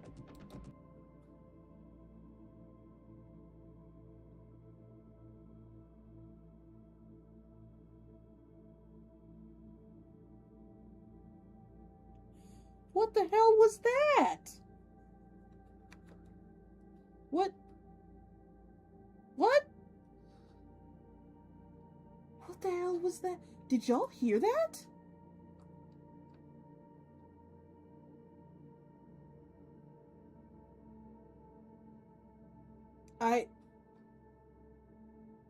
Okay. Yeah. Maybe I'm hallucinating. It wouldn't be the first time. But, let's go ahead and find something. No, I heard something too, lol. Yeah, I was hitting the escape button. Find something. No, I was hitting the escape button. I was hitting the escape button. Oh my goodness. Alrighty. Let's find someone to enjoy.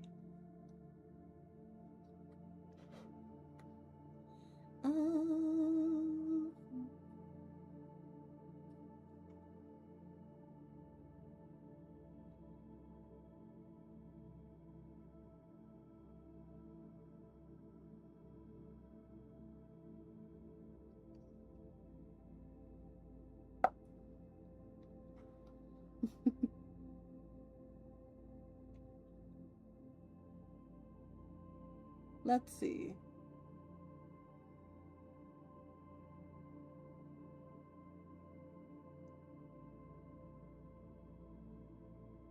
It looks like someone else is also having their looks like someone else is also having their streamer anniversary. Let's go ahead and visit them to spread the love. Let's start the raid.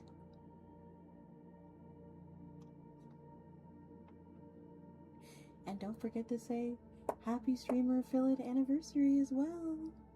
Okay? And thank you all for coming tonight. Sweet dreams, and be good to each other. Good night. And good night to you, YouTube. Saan ba galing tong putalagis na ano ni Wally? Ni Wally ba Yola?